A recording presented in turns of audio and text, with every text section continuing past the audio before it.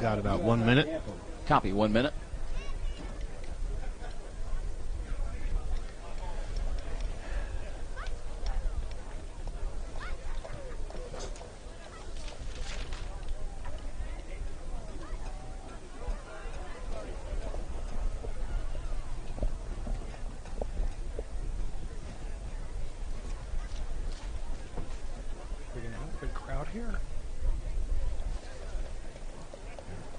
Still coming Going in. to the open in 30 seconds. Copy.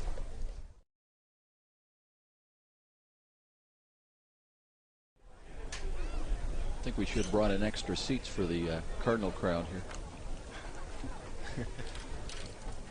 1, 2, 3, 4, 5, 6, 7, 8, 9. It's bad when you can count the number of fans on the opposing sidelines. All right, we're going to the open now. Okay. Strap in and turn up the radio for hard-hitting, high-scoring University of St. Francis Cougar football. Coach Kevin Donnelly joins Joe, Art, and Phil for one of the great traditions in Fort Wayne sports as we count down to the kickoff on Redeemer Radio, Catholic Radio, AM 1450. Bruised and battered Cougars back home, hoping to feast on a serving of Cardinal here tonight, trying to go 3-1 in the first ever night game at Bishop John M. Darcy Stadium. Hi, everybody. I'm Joe Parson, and Art Mandelbaum, he's back with us as well. And yes, the judge, Phil Houck, joins us as well. We've got the crew back here tonight for this homecoming matchup. USF gets back to playing after a week off, losing here back on September the 8th to St. Ambrose 15-14. And St. Francis lost more than a game 2 weeks ago. Some key injury losses out of that game. We'll get to that in just a little bit. But back to the loss 2 weeks ago, Art, remember, and you were on the field, USF had rallied to take a fourth quarter lead, 14-7, only to see the Bees storm back, making plays and the late going, and winning that ball game by 1 point. But the inability for St. Francis to capitalize on some great fourth quarter field position after they were trailing, penalties, breakdowns in coverage, they all came about to spell defeat. Joe, was uncharacteristically poor football on the part of the St. Francis Cougars. Basically, it came down to discipline. It was, as you said, penalties. It was missed assignments. I mean, we got the lead with, what, a minute and 34 to go in the game, something like that, and St. Ambrose had the ball way in their own territory with one timeout. We let them get a 60-yard pass play behind our corner. The safety doesn't come. The corner lets a guy run past him in a zone. Uncharacteristic. We also had poor play on the offense, so I'm not just blaming the defense. We had illegal procedure penalties. We're averaging 8 penalties and 71 yards a game. It's uncharacteristically high for St. Francis. You know, we oftentimes have a negative turnover ratio. We're actually +3. It's usually our Achilles heel. We're better in that, but we've been really poor, frankly, in a lot of the other categories that measure up discipline. And today we better play a much more disciplined game because we're heading into Murderer's Row here in the next few weeks. Take a look at Concordia University of Michigan. They come to Fort Wayne in their second year of fielding football program. The Cardinals are still looking for that first ever collegiate win. They'd love to get it here tonight and spoil the homecoming celebration for the USF crowd. Last week, Concordia lost at home to Siena Heights, 31-14. Cardinals, though, did get an early rare lead before the Saints scored the game's next 17 points. The Cardinals remain a young squad. They will start 8, maybe 9 freshmen on offense tonight, and still obviously a building project for Concordia. Joe, the interesting thing is they got a new offensive coordinator. They had an all-freshman offensive line last year in their first year. They have an all-freshman line again offensively. So they're in a position where obviously they didn't like what they had last year. They're starting over. It's like men against boys in a way, and this game should be one-sided if St. Francis plays a disciplined game. Cougars won 69-0 in Ann Arbor last year. They're hoping a little bit more of the same here tonight at home on homecoming, and we'll be back with more of our pregame celebration, and we'll also check in with head coach Kevin Donnelly when we return. This is Cougar Football on Redeemer Radio, Catholic Radio, AM 1450. Welcome to Carland, ma'am, where we have the biggest selection, the best Kiddo, deals, we're and huge underway. savings. We'll hit that 60, and then coming out of that, we'll go right into my What's so coach's funny? interview. It's just that I've been to 6 car Sounds dealers good. today, and they've all wanted to show me their big selection and their huge savings. Well, Hey, how's your award-winning service these days? well, now that you... Look, this has been great, but I'm just going to go see the Dodge boys at Glenbrook Dodge Chrysler Jeep before you try to give me free car washes. But we do have free car washes. Stop it! I'm going to pee my pants. We have magnets. The Dodge Boys are not like any other car dealers. They're about you, keeping more of your money with more consumer cash, low interest rates, and tons of incentives. During the Jeep Celebration event, get 0% financing on all Jeeps. Also receive $3,000 minimum for your trade. And they will get you financed. Seriously, they will get you financed. Go to Glenbrook Dodge Chrysler Jeep during the Jeep Celebration on Coliseum Boulevard under the giant American flag or online at glenbrookdodge.com. We are back with head coach Kevin Downey before kickoff. It's homecoming, and it's the last home game in quite a while. After today, Cougars on the road for about a month, and we'll talk about what you got coming down the line a little bit later on. But Coach, here today on homecoming against Concordia, and of course trying to shake off the bad taste in your mouth from 2 weeks ago, that loss to St. Ambrose. And you know, as you dissect it and you try to get ready for today, tell me about the points of emphasis these 2 weeks in getting ready to go at it once again here today. Well, you know, it's just a matter of accountability. There probably wasn't a guy on the field that didn't make an error. And, you know, you expect, you know, you're not going to play perfectly. Don't want everybody to play, oh my God, you're going to make a mistake, make it good. So we had basically accountability session. We make sure everybody had evaluated. You know, you got to assume your failures. We didn't get it done. We should have. We were 3 touchdowns better than that football team. We gave it away. Now, that comes back to me. I didn't have them ready. And I'm going to do everything to make sure that never happens. And, of course, the big thing I wasn't aware of is you've got a number of injuries that will affect you certainly today and who knows for the foreseeable future. The big name that popped out was Brody Calbaugh, who came up with a problem in the game's very last play, and you missed Quindone, Tracy Hathaway, ACL tear. That's tough, losing the game and then losing players of that caliber. Well, yeah, Hathaway just discovered. That was maybe less than a year. And the others will be back. You know, Brody has a hairline fracture. He'll be back at least for the Marion. A couple more weeks. Part of the game, you know, it happens. You know, sometimes you do dumb stuff. Tracy did this one of those things. On the fumble he picked up. So part of the game, it happens. It's tough. And that's part of this. Starting at tailback number 5, Antoine Campbell. Learn lessons in life. Starting with quarterback number 10, Josh Miller. The offensive unit for your University St. Francis Cougars. Tracy, he's got to pick himself up. We had to be really good next year. Brody's got to get back quickly. Today, all those that have got to step up have got to do so. So that's what we expect. Where there's problems, there's always opportunities. There's opportunities today for your Cougar team, and against Concordia team that's still young, still struggling. They've got a skilled position player by the name of Calvin Woods that got figured in both their touchdowns last week. But talk about the preparation for a Cardinals team. You expect to win, but you still got to go out and prove it. Well, you know, I think we need to quit worrying about who we're playing. We need to worry about ourselves. That's what it's all about right now. Yanks and the fact is, they play hard. They do have some speed. They do have some size. They're hungry. We can't worry about them. We can't worry about who we're playing. We better take care of us right now and do the job that we're supposed to. Coach Kevin Donnelly with his take on the matchup here tonight. His Cougars come in at 2-1. They're ranked number 12 in the nation now in NAIA play.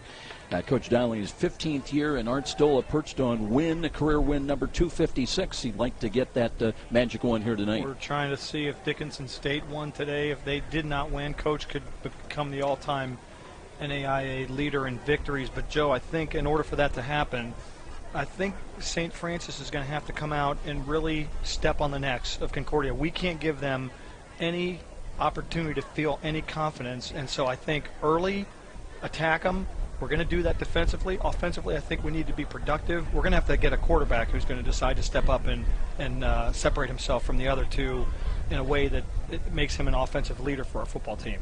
Concordia comes in. They are 0-3 for the year. Still looking for that first ever collegiate win. 0-1 in the Mid-East League. And head coach by Nathan Robbins, actually in his third year. He had kind of an inaugural transitional year where they didn't play a lot of varsity games necessarily. A year ago, in their inaugural season, they were 0-11, shot out 4 times. They gave up 50 or more points 6 times a year ago. In fact, their biggest loss was to Marion, 77-3.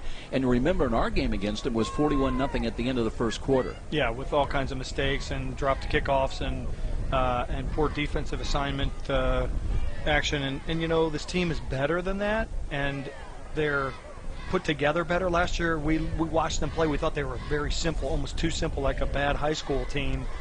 We're going to see a different football team. They've got some better athletes, and they're playing in a different style that's more apropos for the level that they're playing.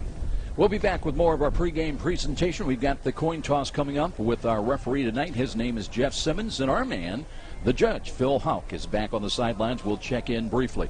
This is Cougar Football on Redeemer Radio, Catholic Radio, AM 1450. This is David X. Okay, I tell you what, just to be safe, let's run both those spots, and then out of the coin toss, Robert, I'll have you run that opening prayer in combination with the game opener. Services all the mortgages we write, and I can answer all your questions and help you find the best mortgage for you. With fixed rates as low as 3.25 APR, now is a great time to finance or refinance with Star. So call me, David X, at Star 260-418-6191. Member FDIC, Equal Housing Lender.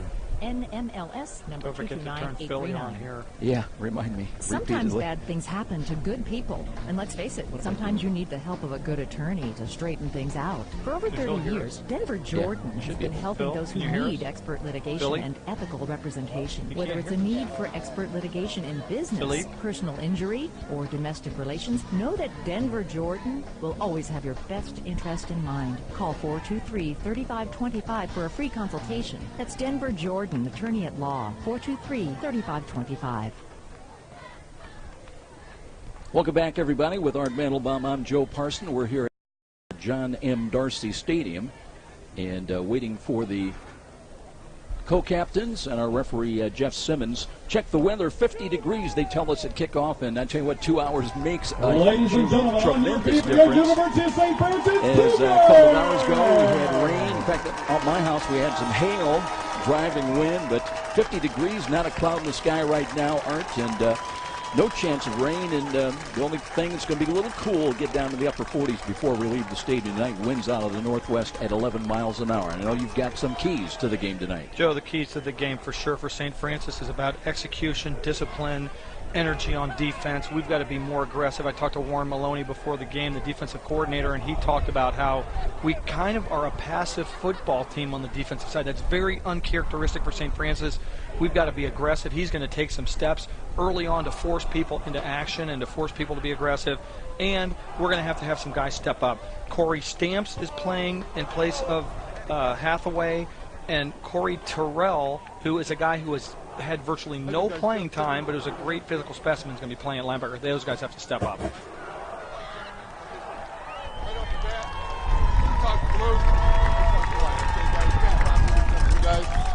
guys come up and talk to us, okay? Who's going to call? Not him. Who's calling? He's calling tails. To talk to me if I draft him to do it again. There's a head. You're one of the choice for the first half. Cougars won the toss, and they will receive, guys. You know, it was really kind of an interesting locker room, just like it always is with Coach Donnelly. He talked about and challenged his team to what in effect means he was telling them to create a highlight film out there today. He wanted big plays. He wanted them to lay players out, and he said if you make a mistake, make it a good one. So he was firing his team up quite a bit in the locker room, as he always does, on really what's going to be a good night for football. And Joe, you're exactly right. A couple hours ago, I wouldn't have given you 5 cents for this night. But winds are calm right now. We got a clear sky, and the beauty of a turf field is that it drains well, and so we got a fast track out here tonight. Should be a good evening. Injury-wise, Brody Calbaugh is out. Rex Dravenstadt is out. Quinn Doan is out. Tracy Hathaway is out for the season. Those are all big losses on the defense, so a lot of young guys are going to have to step up. One good news for the Cougars on the injury department, Clay Mathewson, the running back who went out in the third quarter of the game against Ambrose 2 weeks ago, has been cleared to play, and we'll see action tonight. Back to you. And we'll be back with more on homecoming, our first ever night game here at Darcy Stadium. This is Cougar Football on Redeemer Radio, Catholic Radio, AM 1450. In the name of the Father, and of the Son, and of the Holy Spirit. Amen. Let us pray. You got a As we live gather in your name, O read, Lord, there are so many things that we are grateful for. You have created us in your image and likeness. Play by ear. Yeah, exactly. Gifts and talents and abilities. Thank you Tough for me to hear you. Bestowed upon these athletes, their coaches. Turn your radio off. We ask you to bless this contest in which we show forth the beauty of creation by using our talents wisely. Help us always to use them for your greater honor and glory in a spirit of fairness and competition, so that this game may truly be a way of bringing to the world an awareness of you who are Lord forever and ever. Amen. In the name of the Father, and of the Son, and of the Holy Spirit. Amen. It is game time for the winningest college football program in the state of Indiana. It's the University of St. Francis Cougars on Redeemer Radio, Catholic Radio, AM 1450, WLYV, Fort Wayne.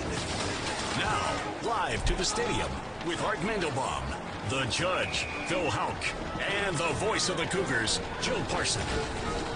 Hey, you've joined us just in time as Concordia away from left to right as we look at it on homecoming. Glad you could join us.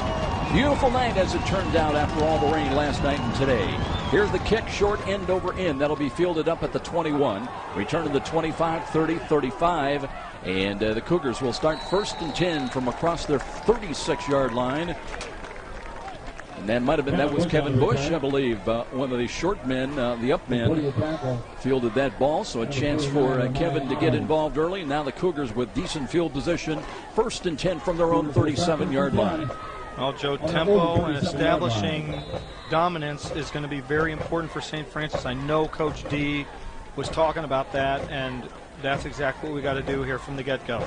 Antoine sets up in the backfield, number 2 in the MSFA in rushing yardage, and the give is to him as he works off left side. Got a hold of the 40-45, dragging tacklers up across the 46-yard line. So good start for the Cougars on the ground and Antoine Campbell. 9 yards on the run, nothing too fancy, just off tackle. If you can hear this game, it's thanks to our communication sponsor, Dr. Todd and Mary Briscoe from Briscoe Family Dentistry. Their generous financial support helps make this Redeemer Radio sports broadcast possible. Need emergency dental care? Call Dr.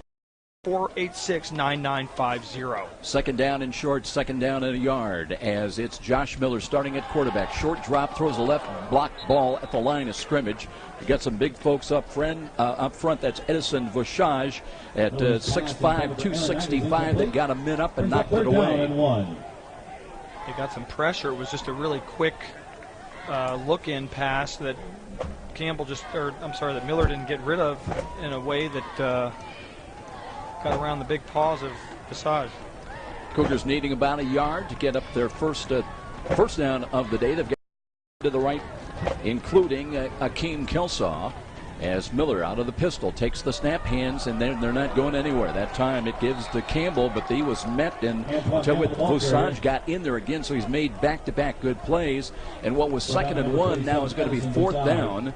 And they're going to bring in Colin Carmen, kick the ball away. Loss of 1 on that play, Joe. The guy who got him first was Takara Johnson. He's one of their linebackers.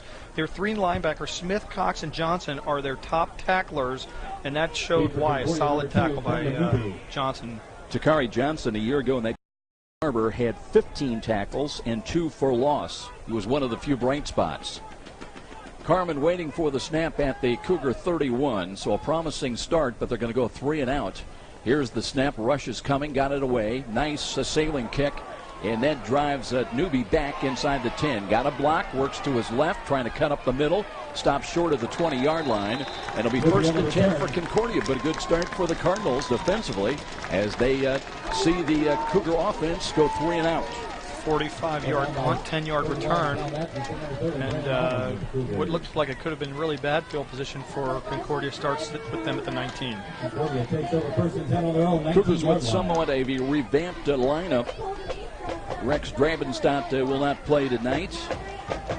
Zach Bruce will start in his place. Lance Carey, Matt Smith, the tackles, Anthony Moore will complete the front four, the down defensive lineup. And let's see if it's going to be Nathan Smith. It's not. It's Tyler, who is a freshman, and he was 15 of 30 last week. He starts at quarterback and hands the ball off, and Devon Bailey getting the call, and he's maybe gets a yard up short of the 20 to the 19-yard line. Joe, we're attacking with our linebackers today. Warren Maloney said he wants to create aggression on the part of his defense. If they're not going to be aggressive on their own, he's going to create aggression. So you're going to see them attack the line. There's not that many different formations that Concordia runs, and so they're going to react to the formation that Concordia plays out there. So Tyler Smith, who's a freshman, 6'1", 203. He's thrown for 107 yards, 1 touchdown, 1 interception. And he spreads the field too wide either side. He's got motion right to left by Bailey.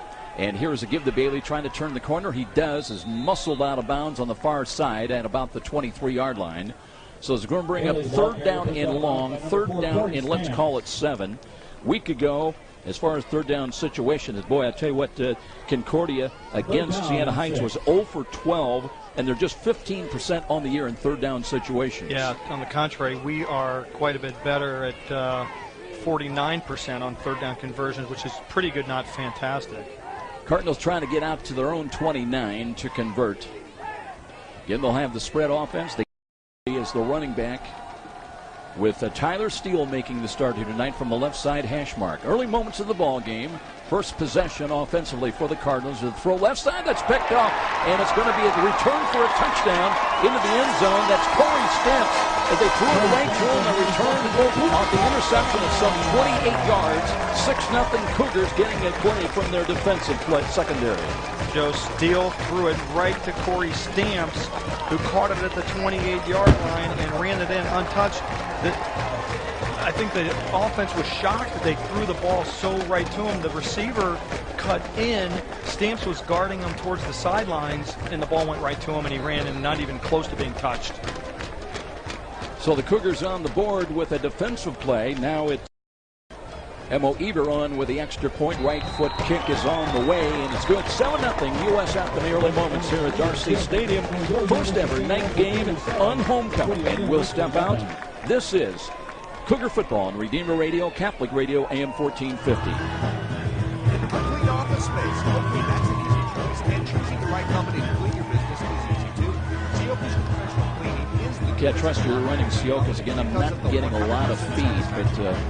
Sioka's equipped with built-in check systems to make sure your business is clean beyond your expectations every time. First impressions are critical, so make sure yours I've got it punched up, Robert, all the way. Cleaning from Sioka's. The best people, the best service. There you go. 483-2112 or online at siokas.com. Good start for the homecoming crowd here. The sun beginning to set behind us to the west. And what a change, Harden. Yeah, you just can't believe how beautiful it is tonight. A little cool, but great football weather. Hey, Phil needs to worry about the cool. We're okay inside. But, Joe, that was a 28-yard, unofficially a 28-yard interception return by Corey Stamps, a guy who's in there playing for Tracy Hathaway, remember? So, although he rotates in, especially in passing situations, Stamps starting today at that corner did a nice job collecting the ball and going the other direction for a pick six. Just their 3rd interception of the year, but very timely and a good start. Here's the driving kickoff now. That's end over end. It'll be fielded at the 3-yard line. Return up the middle, across the 10, 15, 20, and some running room. And finally brought down just short of the 25-yard line. So again, it'll be Concordia going back to work offensively.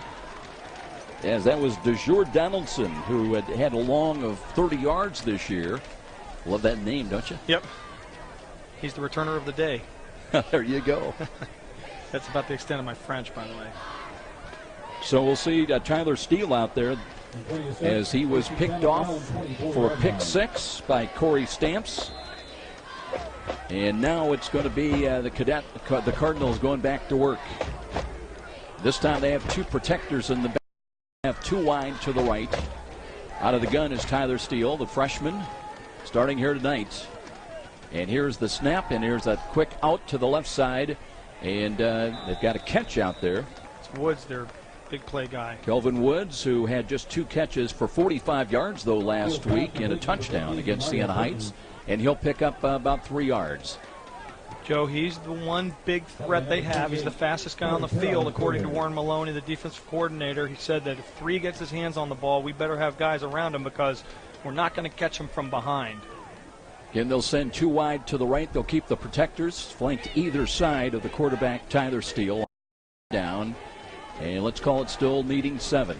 Cougars defensively. Corners are backing off a little bit. They want to run the ball and nothing there. Trying to make a cut on that handoff. And falling down was Devon Bailey. And the Cougars just had that one well bracketed. They got penetration across the line of scrimmage. That's always key. It's a loss of about 2. Kevin Bush was in there. Juarez was in there. Juarez is our second leading tackler, but with Cowball out, he jumps to the top tackler for the Cougars. We'll hear his name quite a bit today. And as you know, Cowball a year ago was over 120 tackles, led all of the Mid-States Football Association. So that's a big loss, and D was saying he hopes to have him back shortly. Here we go on 3rd down and 9. Here's Steele wanting to screen the ball, throws to the left. Bailey's got it and is wrapped up right across the 25 to the 27. So the Cardinals will have to kick the ball away. They'll have 4th down and still about 6 coming up. And we're expecting to see Tom Greenwood coming in, who has done a great job kicking the ball. 21 punts, that's a lot already. 3 games, but he's averaging over 43 yards a punt and has a long this year of 67. Joe Richardson made the tackle, but give credit to Jamail, who was over there and busted up that screenplay. And look at this one, high snap. Greenwood's got it, rugby-style kick. That might have been partially blocked. It was. It'll be fielded by USF at the 41-yard line of Concordia. So the Cougars get that very good field position out of this, as Jake Allen came up with that ball. And USF ready to go to work offensively at the 41 of Concordia. Joe, that looked like it was partially blocked, right? Only a 13-yard net on the punt. So the Cougars get the football back after another 3 and out for Concordia. USF has got a touchdown already and from their defense, and we'll go down and check in after this snap of the football. 2 wide to the right, 2 wide to the left. And at quarterback, Josh Miller. Ready for the snap. There was movement at the line of scrimmage. No penalty flag as the throw comes to the right, and that one sails long and incomplete. Let's go down and check in with Phil. Guys, the defense feels like there's a little bit of blood in the water right now, and they're playing that way. And that was Kevin Bush who tipped that ball at the line of scrimmage. Back to you. So Miller trying to settle down. His numbers coming in. 27 of 48 through the air, 261 yards, completing 56% of his passes, 2 touchdowns, and 1 interception. That penalty, there was a flag thrown. He called offsides, as you thought. And apparently that was a free play, so the Cougars take the call, and they'll have 1st and 5 now from the 36-yard line. Again, here's Miller waiting for the snap. And he's got it. Short drop. Looks to his right. Blatted ball again. That might have been intercepted. Let's see. It was close to an interception. And again, it was the 6'5" Bousage that got his hands up on and knocked that ball down. Well, you know what? Block my pass at the line of scrimmage the first time. Shame on you. Do it again to me the second time. Shame on me. Miller has got to be aware of that. If he's going to throw the side where Bousage is, watch out and be careful throwing it around him. 2nd down. Clayton Smith is the widest of 2 to the right. And they might be audible, making an audible call at the line of scrimmage now as Miller looking over near side. Play clock's at 3 and at 2 and at 1. And they do get the play off. They'll give it off to Antoine Campbell into the secondary. Cuts to the 25-yard line and brings another tackler with him down to the 20-yard line. Good blast, a hitting play that time by Antoine Campbell, hitting the hole quickly. And a good job by that offensive line, Art, in making it happen. Joe, I said it last week on the sideline. Antoine Campbell has such incredible vision when he's out on that field. You can just see him looking down the field and looking ahead. That's the first down of the game for either team, by the way. From the 20-yard line, the Cougars in the red zone. They've got another set of downs to work with. A roll to the left side. Here's Miller. Throws on the run. There's a catch by Austin Coleman. And gets by one, gets by two, and works down to the 10-yard line. Nifty footwork by the little guy as Austin Coleman, only 5'8", comes in. That's his 15th catch of the year. And he brings 3 touchdowns, receiving touchdowns into the game as well. Now the second first down of the game for the Cougars, and first and goal at the 9. Joe, it's nice to see Coleman get the ball. You'd like to see him maybe figure out ways to get his hands on the ball more. The teams are really bracketing him, but they're going to have to work to get him the ball. Clayton Smith, along with also Seth Stewart, checks in as wideouts on this first down call. First and goal from the 9-yard line now. A little motion right to left. Here's a counter run by Campbell, and he runs into traffic and is pushed back. Maybe got inside the 10, back to the line of scrimmage at best. Maybe, in fact, lost a little bit of yardage on that call. He did, lost about a half a yard. And I'll tell you, Takara Johnson, whose name I mentioned earlier, is their second leading tackler, was the guy who just busted through any blocks and made the tackle. Good open field one-on-one tackle. Offensive line averages tonight 275 a man, tackle to tackle. Bryce Darling starts at center. He'll snap the ball right now on the goal line set. Little motion right to left. Here is Miller, wants to throw, pulls it down. He's got a wide open Bush, but he missed him. And he was all alone some 10 yards at the 1-yard line. Kevin Bush could have walked in, and once again, Josh Miller high and wide with that delivery. It was a great scheme. It was a perfectly well planned out play by the coaching staff, but Miller has to throw the ball about 5 yards to a wide open guy to walk into the end zone. And this is where I said somebody for our team's going to have to step up and take control. Third down and goal with the ball back at the 10-yard line now. They stay in the goal line offense, and here's motion right to left, and Miller looking to throw again. Throws into looking for Bush again. That time they brought one of the linebackers, Gabe Cox, in the undercover area. He leads him with 30 tackles, and he knocked down that pass, and will bring up fourth down. Did they go with the same play? It looked like it might have been the exact same play. They covered it better, but Bush was open. It didn't matter because the ball got knocked down before it got really past the line of scrimmage. Now Akeem Kelsaw checks into the backfield for USF as one of the wideouts brings the play in. Coleman's out there as well. 8:07 remaining in this first quarter. Aaron Knight will check in wide to the right side. Down play here. It's fourth down, touchdown or to go. Kelsaw up on the slot to the right side. He comes back in motion. Play action fake. The rush is on, and Miller steps out of traffic, runs to the 20-yard line, throws to the end zone. He's got a catch, but he's out of bounds. There's going to be a penalty, Joe, against St. Francis for an illegal block, either holding or illegal block in the back. And so I think they're going to decline the penalty, and Concordia is going to have held and get the ball on the 10-yard line. That was Aaron Knight, the intended receiver. He laid out for the ball but could not get a foot down. And let's check with Jeff Simmons, our referee. Penalty, incomplete pass. There was no foul on the play. The ball player was already off the field. Well, there you go. Nope. See that flag? While the player was off the field? What does that mean? That's Or does it mean creative. that we don't care about the penalty, we're going to decline the penalty, and because we didn't get the touchdown, so they get the ball over? I'm not sure, but it will be a fourth down stop for the Cardinals, and they'll take over the football, trailing at 7-0, and they'll have it at their own 10-yard line. And Joe, a little bit of positivity for Concordia that breathes of life into that defense. So it's exactly what I talked about. 7-0 with 8 minutes to go in the first quarter, but we gave them a little bit of life there. Cougars bring 10 men up within about 6 yards of the line of scrimmage, as here's a run, a keeper play by Tyler Steele, and he will get back to the line of scrimmage at best. Cougars were coming. They corralled him very well. Why did they stop the clock? Was there a fumble? Clock is stopped right now on a running play with 7:50 remaining in this first quarter. If there was one, Concordia recovered it, but that was unusual that they stopped the clock. Now it's back going. Brenton Newby checks out of the game right now. He's another one of their, in fact, leads them in receiving with 11 catches. Another freshman. They do start 9 on offense here tonight. Joe, Concordia's running what they call that power O. Usually run to the side of the tight end number 9, so let's see if they do that to the far side. Devon Bailey, a 205-pound sophomore, is the one back. Timeout. And Concordia's going to take a timeout. So will we right here. 7:24 remaining in the opening quarter on homecoming. First ever night game here at Darcy Stadium, 7-0 USF. This is Cougar football on Redeemer Radio, Catholic Radio, AM 1450.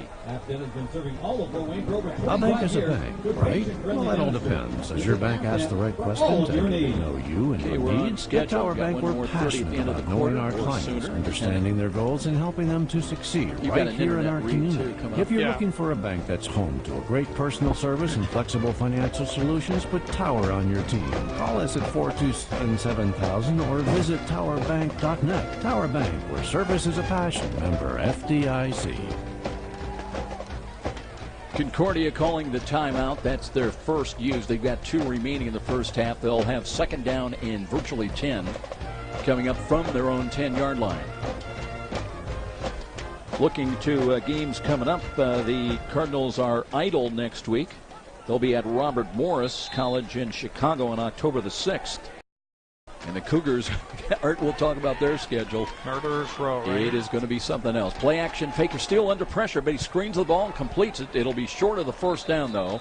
A run was at the pass was caught at the 15, but the gain only to the 17. They got it to the tight end. Brandon Davis, who another freshman, 237, stopped on the play. It's third down and 2 right now. Gain of about 8. Cardinals do huddle up, and now they come up to the line of scrimmage from the left side hash mark. It'll be an empty backfield for time. Try to make a play right now. They need a couple of yards. 3 wide to the right, 2 to the left. And here is Steele looking to throw. That ball's knocked down. It comes back to Steele, and he throws late and threw it away. He was going to run maybe for the first down. You can't throw it forward twice on the same play. The quarterback caught the ball. Well, that too. Just so you know, they threw a penalty. Jeff Simmons threw the penalty flag, the referee, but you can't throw the ball forward, catch it, and then throw it forward again, even if you're behind the line. And that's exactly what the quarterback, Tyler Steele, did. So they're going to get an illegal forward pass, and it's a loss of down, I think. Yeah, you're limited to one option after you got a illegal forward pass on the offense. Spot foul, loss of down, 4th down. How about that, buddy? So they'll have to kick the ball away, and Greenwood will come in again to punt for the second time tonight. Back is Aaron Knight. Waiting at the Cougar 45-yard line. Knight, with 3 punt returns this year, has a long of 20 yards. Got that down in Tyler, Texas. Officials getting set here. Little shifting play before the snap on 4th down. Swinging gate kind of a deal. Yeah, kind of. You see that on field. High snap, but Greenwood's got it. Oh, just got that one away. Knight looking to track that down at the Cougar 48. Into the 45-yard line and down to the 43 of Concordia. One of the Cardinals lost his helmet, but it'll be very good field position for the Cougars offense once again. They lead it 7-0 on the interception. The pick 6 returned by Corey Stamps. Even when you're not able to make it to a University of St. Francis football game, it can be right at your fingertips. Redeemer Radio is broadcasting every Cougar football game. Just go to redeemerradio.com and click on the Listen Live button. Find out more about the Dwenger, Lures, and CYO on Redeemer Radio as well as great Catholic programming with redeemerradio.com. You'll never miss another Cougar football game. Here's Miller wanting to throw on first down. Checks off, throws, and a crossing pattern intended for Akeem Kelsall. Pretty good coverage, and the ball was dropped that time. Kelsall could not hold on. So second down and 10 coming up. We're not off to an auspicious passing start. 1 out of 7 for Miller so far. Not exactly what we wanted to have happen. Yet St. Francis leads 7 in wide to the left side. Have a duo out wide to the right as well. Miller looking, hands the ball. Here's Campbell, and he works to the right and is into the secondary once again, and he picks up a first down as he brings it inside the Concordia 30-yard line. Good running play that time by Antoine Campbell. Joe, so far Antoine Campbell has been successful. He's carried the ball 5 times, and he does have 2 one-yard losses, but he's got gains of 9, 16, and 11. You'd think that we would say, okay, we're going to hunker down and go to Antoine until they can stop him. went right through the hole, opened up between Jesse Boley and Cam Edwards. 1st and 10, USF at the 30-yard line. Kelsaw motion left to right behind the line of scrimmage. Miller to throw again. Sets up in the pocket, dances, throws over the middle. High ball incomplete, intended for Aaron Knight at the 15-yard line. And off his fingertips and incomplete. You know, that pass looked like he threw it with more confidence that time, but inaccurate again. We've had either underthrown, tipped, or just that time inaccurate by being thrown too high. So Miller needs to settle down. We have that 7-0 lead, but really no thanks to the offense so far. Campbell checks out of the ball game now. Kyle Mathewson cleared to play after the back in. The 214-pound sophomore, 2nd down and 10. And Miller again out of the pistol. Looks the throw to the left, and a diving attempt. Comeback pattern is incomplete. As St. Francis again problems tonight with the passing game, as that was Nathan Scully trying to come up with the catch. Scully's a converted quarterback. He came to us from Tiffin, I think, Tiffin University, and he's a big target, but that one was just a little bit wide. Brenton Williams was also in for a play. He'll check out of there. And here we go now on 3rd down and 10. You put yourself behind the 8 ball by making yourself have 3rd and long every time. Trying to get the ball down to the 20-yard line on 3rd downs. They're very good. They were 7 of 13 against St. Ambrose, but they lost. Here's a screen ball coming. Mathewson, 30, 25. Cuts middle of the field, 20. Inside the 15 to the 14-yard line. Kyle Mathewson. And that time, a good job hitting the moving Kyle Mathewson. That ball was well thrown. It was a little wheel route out of the backfield. Mathewson Joe was just cleared to play at the beginning of the week. He had a little dinger, a concussion actually, during the St. Ambrose game in the 3rd quarter. Cam Smith checks in, so Coach Donnelly getting a lot of different looks, a lot of different personnel in early in the ball game. 1st and 10 from the 14. The give is to Campbell, off tackle to the left, and he's tripped up and dropped at the 11-yard line. Nothing too fancy there for the Cougars, just straight ahead. And off that time, off the left side of the line, and Keegan Morris and Zach Grenier Griner were the guys who opened the hole for him. Matthew Knoll now in checking into the ball game. See if the Cougars go with the goal line offense now after that gain of about 3. 2nd down and 7. And Knoll will come in, but he's a wideout. Campbell back in. There's the one back. And Miller checking that defense. The long count from the line of scrimmage. Now play clock at 5. There's a drop ball. Miller picks it up, throws on the runs, got a catch, and out of bounds. The whistle will blow. That ball was caught by Seth Stewart inside the 5 at about the 4-yard line. Well, we're getting a little bit of activity now with completions. We've seen 2 complete passes in a row, which is doubling our output previously, but that time not a lot of room. That is good for a 1st down. Jeff Simmons, our referee, took a look and indicates 1st and 10, quick hitting play, and the Cougars running, getting into the end zone. It'll be a touchdown run on the quick hit. And first is scored by the offense here tonight as they lead it 13-0. Miller kept it, Joe, the quarterback, on a little speed option. We'll run that every once in a while. It's kind of almost a quarterback draw, but Miller had it off the left side and his first rushing touchdown for tonight. So Josh Miller into the end zone. Cougars add to their a year ago was 41-0 at the end of the 1st quarter. Eber with the extra point attempt splits the uprights. 14-0 USF here tonight at Darcy Stadium. Yes, we said tonight, the first ever night game under the lights at Oviac. This is Cougar Football on Redeemer Radio, Catholic Radio, AM 1450. Hi, sports fans. Sean McBride here, inviting you to try the barbershop experience. St. Joe Center Barbershop, located at the corner of St. Joe Center and Maple Crest, prides itself on professionalism, cleanliness, and a family-friendly atmosphere. In their 3rd generation of family ownership, they have a combined experience of over 125 years. Give them a call at 485-6981. It's my barbershop of choice. That's St. Joe Center Barbershop at 485-6981.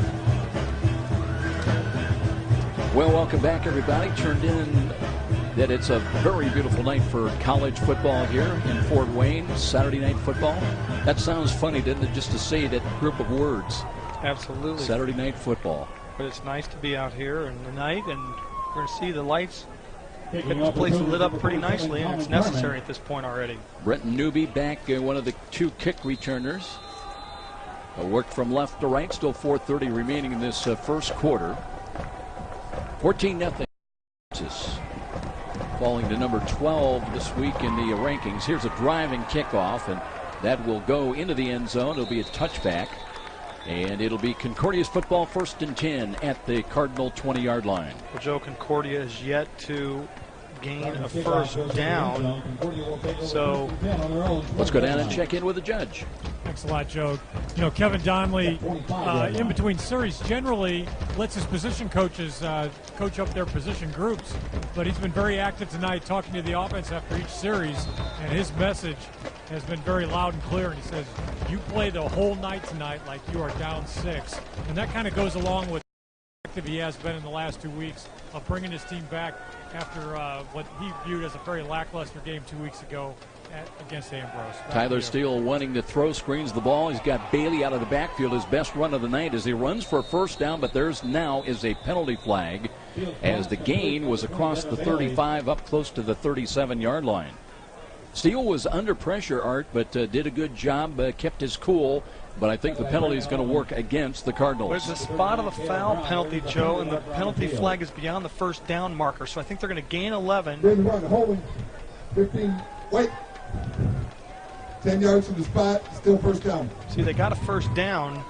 They actually got their first down of the game, but they're going to move it back because it was beyond. It's really 1st and 9 because they gained a yard because of where the penalty was. You're right, net gain of 1 yard. The ball, by the way, did not come out to the 20. Now with college rules, comes out to the 25. With the ball into the end zone and a touchback. Empty backfield once again, 3 wide to the right included for the Cardinals. Here's Steele wanting to throw to a spot, and that one is caught by Newby. Newby works to the 33-yard line, and USF thought they had another pick 6 coming up. Boy, Justin Juarez went for the ball instead of the player, and luckily his defense was behind him. But that was one that was going to be another pick 6 for certain. Cougars right now have got Matt Smith, one of the defensive tackles, joined by Matt Carton. Carton with a sack this year. Matt Smith has got 3 sacks and also a safety. It'll be 2nd down and very short. They're going to set I, but still it'll be Steele in the pistol alignment. Looks deep handoff.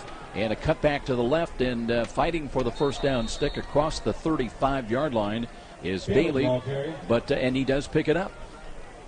Nice run. Devon Rush, Joe, made the tackle. He was the leading guy on the tackle. Anyway, he started it, and several others got on there. Matt Smith was in on the tackle as well. Taylor Brown, too, the safety. This offensive line for Concordia averages 259 a man, tackle to tackle. Dalton Flowers starting at center. Humphrey Ijikura and Weston Davis, the other. Jack Brown and Michael Ball are the tackles. Cougars come up, show blitz defensive left side. Here's a throw, and that one is caught and then dropped out of bounds. They rule it no catch. In and out of the hands of Bailey. Would have been a difficult catch at best. Yeah, Bailey came out of the backfield. The ball was thrown kind of high. The defense was in good position, so that's why the ball had to be thrown high. Alan Richardson, the corner, covering this zone in the flat over here. Clock stops on the incompletion. 3:04 remaining in this first quarter. It's kind of like the night game. I do. A little glow down there off the helmets, and kind of a neat change of pace here at Darcy Stadium. Steele again with the snap. Short drop. Looks, screens the ball near side. Dropped again by Bailey. That rules it as an incomplete pass. It was forward pass, and Steele picking himself up from the turf here at Darcy Stadium. I think Matt Smith might have got a hand on that one, Joe, before it got to Bailey, so that might have altered the course of the football. But good pressure. We're getting pressure on the quarterback today. We didn't get a lot of that last 2 weeks ago against St. Ambrose. As we mentioned, the Cardinals a week ago played well, relatively speaking, against Siena Heights, but 0 for 12 on third downs. They've got another third down coming up. 3rd down and 10. They've got to get the ball across their own 45-yard line. Steele takes a look at the Cougar defense now. They back off in coverage. Short drop. Here's a look near side. Tip ball. That is incomplete. They had 2 receivers on the tip ball with a chance to make that catch, and it falls incomplete. It was pretty good coverage on the play, and again, good pressure on the quarterback Steele. Matt Smith. I called his name 3 plays in a row. He's active out there. And the blitzing that we're doing from our linebacker position seems to be putting a lot of pressure on the quarterback. Turner was the Concordia player, and I want to call them Concordia Cadets in the worst way. You'll understand why. Yep. But that one was incomplete. Now 4th down in Greenwood, waiting for the snap to punt the ball away to Aaron Knight. Steps into it, nearly blocked. It might have been blocked. Hits at midfield, though. And it will take a Concordia bounce inside the 35 of USF, touched and down at about the 34-yard line. Joe, I think it was 23 Michael Turner. Oh, 33, sorry. On the block, that was Keith Harris, the outside linebacker from Elmhurst, formerly of Elmhurst. He got his hand on the ball, and that's the second punt that has been partially blocked by St. Francis. Here comes Josh Miller back onto the field now to lead this Cougar attack. It's 14-0 St. Francis.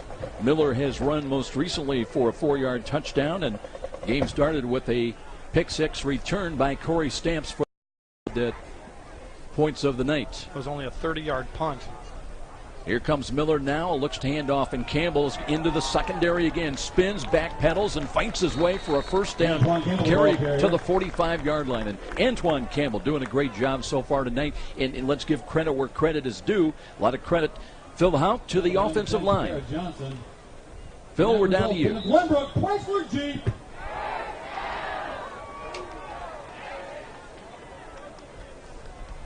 Phil Houck, we've got you. Okay, thanks, guys. Joseph, inside linebacker, tipped that ball at the line of scrimmage. And the punter for Concordia, I don't think this is an understatement to say the trajectory of that ball off his foot is very low. Look for more of those balls to be tipped tonight. Back to you. This time the Cardinals tried to key on the running back, Antoine Campbell, and they hold him to about a 3, maybe a 4-yard gain. Little off tackle run to the right side. Joe, so far Antoine Campbell has really done a nice job when he's gotten opportunities. There's an injury. Actually, that's Johnson for them. Johnson, I'm sorry. We've called his name more than anybody else's on defensive linebacker. That'd be a big loss for them. Yeah, Takari Johnson's numbers coming in. 10 tackles last week.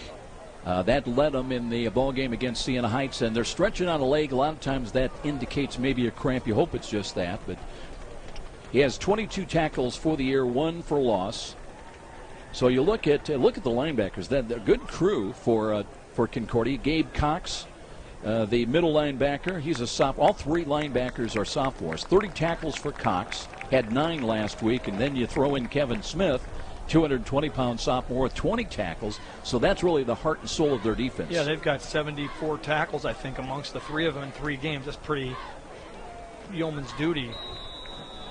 2nd down and 7 now, with clock runs right at 2 time remaining in the first quarter. 14-0 Cougars.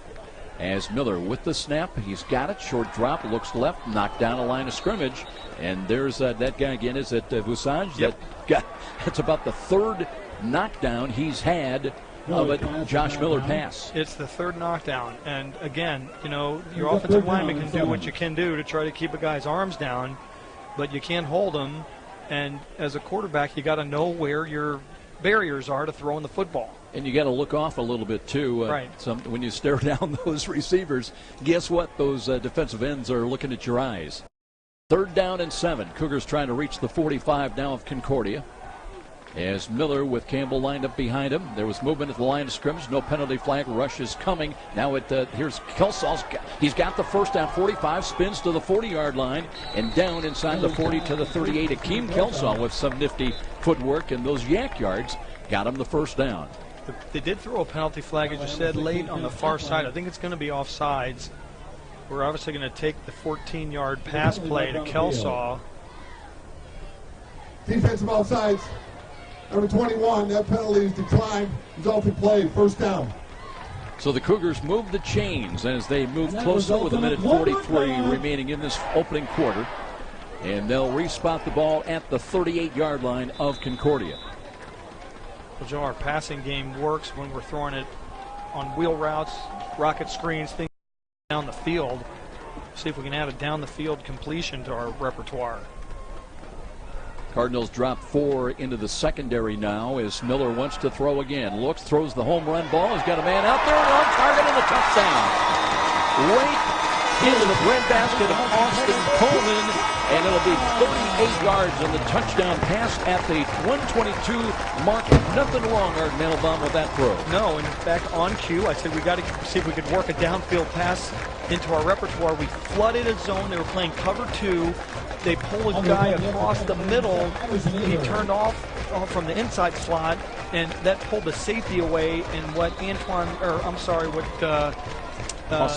Coleman did was he took a post pattern wide open. Eber extra point attempt is on the way, and that is good. And 21-0 USF as we'll keep things right here in St. Francis that time, as this game is wearing on a little bit and Miller settling down. And boy, Austin Coleman doing what he does so very well. That's his 4th receiving touchdown of the year. So that was a good scheme, and that time the ball was well thrown. Miller waited for Coleman to break free, but again, the scheme was that the inside receiver came across the middle. He pulled the safety down. Coleman was wide to the outside on the right side, and he just did a post pattern behind that safety and beat his man. Coleman's speed allowed him to take advantage. And you hope that gives Josh Miller a little more confidence, builds him up after he missed. I think you mentioned he was like 1 for 7 to start. But success breeds success. Yeah, that was a 5-play, 66-yard drive that took only 1 minute and 23 to complete. The Coleman 38-yard pass play from Miller. Eber gets the PAT. We're 3 for 3 on PATs today, and that's something to write home about. In case you missed the announcement, that since that St. Ambrose game, for today, Cougars missing 4 key players. Brody Calbaugh, Quinn Doan, Tracy Hathaway, who's done for the year, and Rex Dravenstein. As expected back in the next week or two, but Hathaway's going to be a big loss. ACL tear. Here's a driving kick that's fielded inside the 5. It'll be returned by DeJour Donaldson. Donaldson up the middle, and he had a head of steam across the 25 as he blows it out to the 27-yard line. Boy, Donaldson he does that with reckless abandon. I mean, he takes off with a full head of steam, and he's hard to bring down. You got to be a little nuts, don't you? Return kicks, be on those special teams. You know, for a lot of these kids, and even at higher levels, that's the only way you make a team. You got to go out and be a little bit of a kamikaze. 1st and 10. Here comes Concordia. Their offense back on the little twilight still here at Darcy Stadium. Beautiful, beautiful fall night here in Fort Wayne. Low snap, but here's the give to the running back, and not much there. Maybe getting back to the line of scrimmage. Cougars gang tackle that. That was quite a scrum. Well, they got a couple of running backs. That was Devon Bailey once again getting the call. He's actually going to lose about a half a yard. Marcus Neal now checks in defensively, one of the down linemen for USF. Let's see who else they've got out there. Kevin Bush comes out. Now they're going to work with a 3-man front. Trying to change things up against that young offensive line of Concordia so that they have to figure out the blocking schemes. Here's a quick slant throw, and that's a ball that is caught. So good quick hitting play that time. DeJour Donaldson on the receiving end. 5'10", 176-pounder out of Madison Heights, Michigan. I know where that's at. And it'll be 3rd down and let's call it 5 coming up for the Cardinals, trying to pick up a 1st down. Final seconds of the first quarter, though, 21-0 USF, and I don't think they're going to run a play here. You know, when you're down 21-0, I'm kind of surprised they had plenty of time to go to the line of scrimmage. You'd think you'd want to get something off. The wind's not a factor, so it's not going to be a gain by going the other direction, really. We're going to get the end of the first quarter. 21-0 Cougars with a timeout. We'll be back with the start of the second quarter. This is Cougar Football on Redeemer Radio, Catholic Radio, AM 1450. Here come the footballs. If you get one with Redeemer Radio wishes to thank Dr. Todd Briscoe and his staff for supporting we're our on ahead. underwriting our programming. Dr. Briscoe provides family dental care through modern treatment you'll have and a website classic to individual read service. it. Dr. Todd Briscoe can help you create your radiant and healthy smile with preventive care, periodontal treatment, restorative dentistry, prosthetics, and cosmetic dentistry. For an appointment or emergency care, Dr. Todd Briscoe can be reached at 260-486-9950. That's 260-486-9950. Beautiful fall night here in Fort Wayne. 50 degrees at kickoff for 21-0 St. Francis. This game is brought to you by Cedar Creek Carryout in Grable and Cedar Creek Beverage in Leo, where you can find quick, small-town service for your USF football refreshment supplies. Kick off your good time with Cedar Creek Carryout and Cedar Creek Beverage. We appreciate their sponsorship of tonight's game. Third down call coming up for the Cardinals. They move from right to left now. They'll be moving out of the south end zone. And open up the second quarter with an empty backfield. Tyler Steele has started tonight at quarterback, the freshman quarterback. Cougars threaten blitz up the middle. Here's a quick out pattern, and that one is incomplete. Not much chance on that one. Little out pattern run to the far side, the Concordia side, but it'll bring up fourth down, and we'll see, expecting to see Tom Greenwood back in to punt once again. Joe, Concordia has just one first down through that first play of the second quarter, and you know, St. Francis has 21 after the first quarter, which is a mere 20 points fewer than they had last year. So they got to figure out their moral offense. Victory, right? A little bit. Greenwood 20 at the 19. Austin Coleman, by the way, is back deep. Low line drive kick. And that will bounce, and Coleman just gets away from it, as there were three Concordia players bearing down on him. And that one will roll all the way down to about the 12-yard line of St. Francis. 55-yard punt, no return. Joe, that time they didn't move the swinging gate. They kept the linemen the same way. Let's go down and check in with the judge, Phil Houck. Thanks a lot, guys. Regarding the defensive end Visage, who has now tipped 3 passes at the line of scrimmage, the offensive line has schemed the entire time in between these series as to how they're going to put an end to that right now. And play very upright. They have ways of dealing with that. Let's just put it that way. Back to you. It's called cut him. And here we go. Here's a run up the middle as Miller hands it off.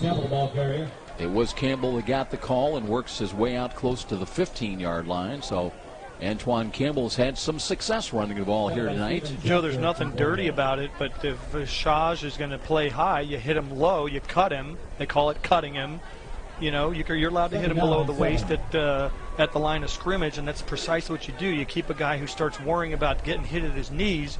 He keeps his hands down to keep legs, and then he can't knock passes down. Call it a gain of 3, second down and 7.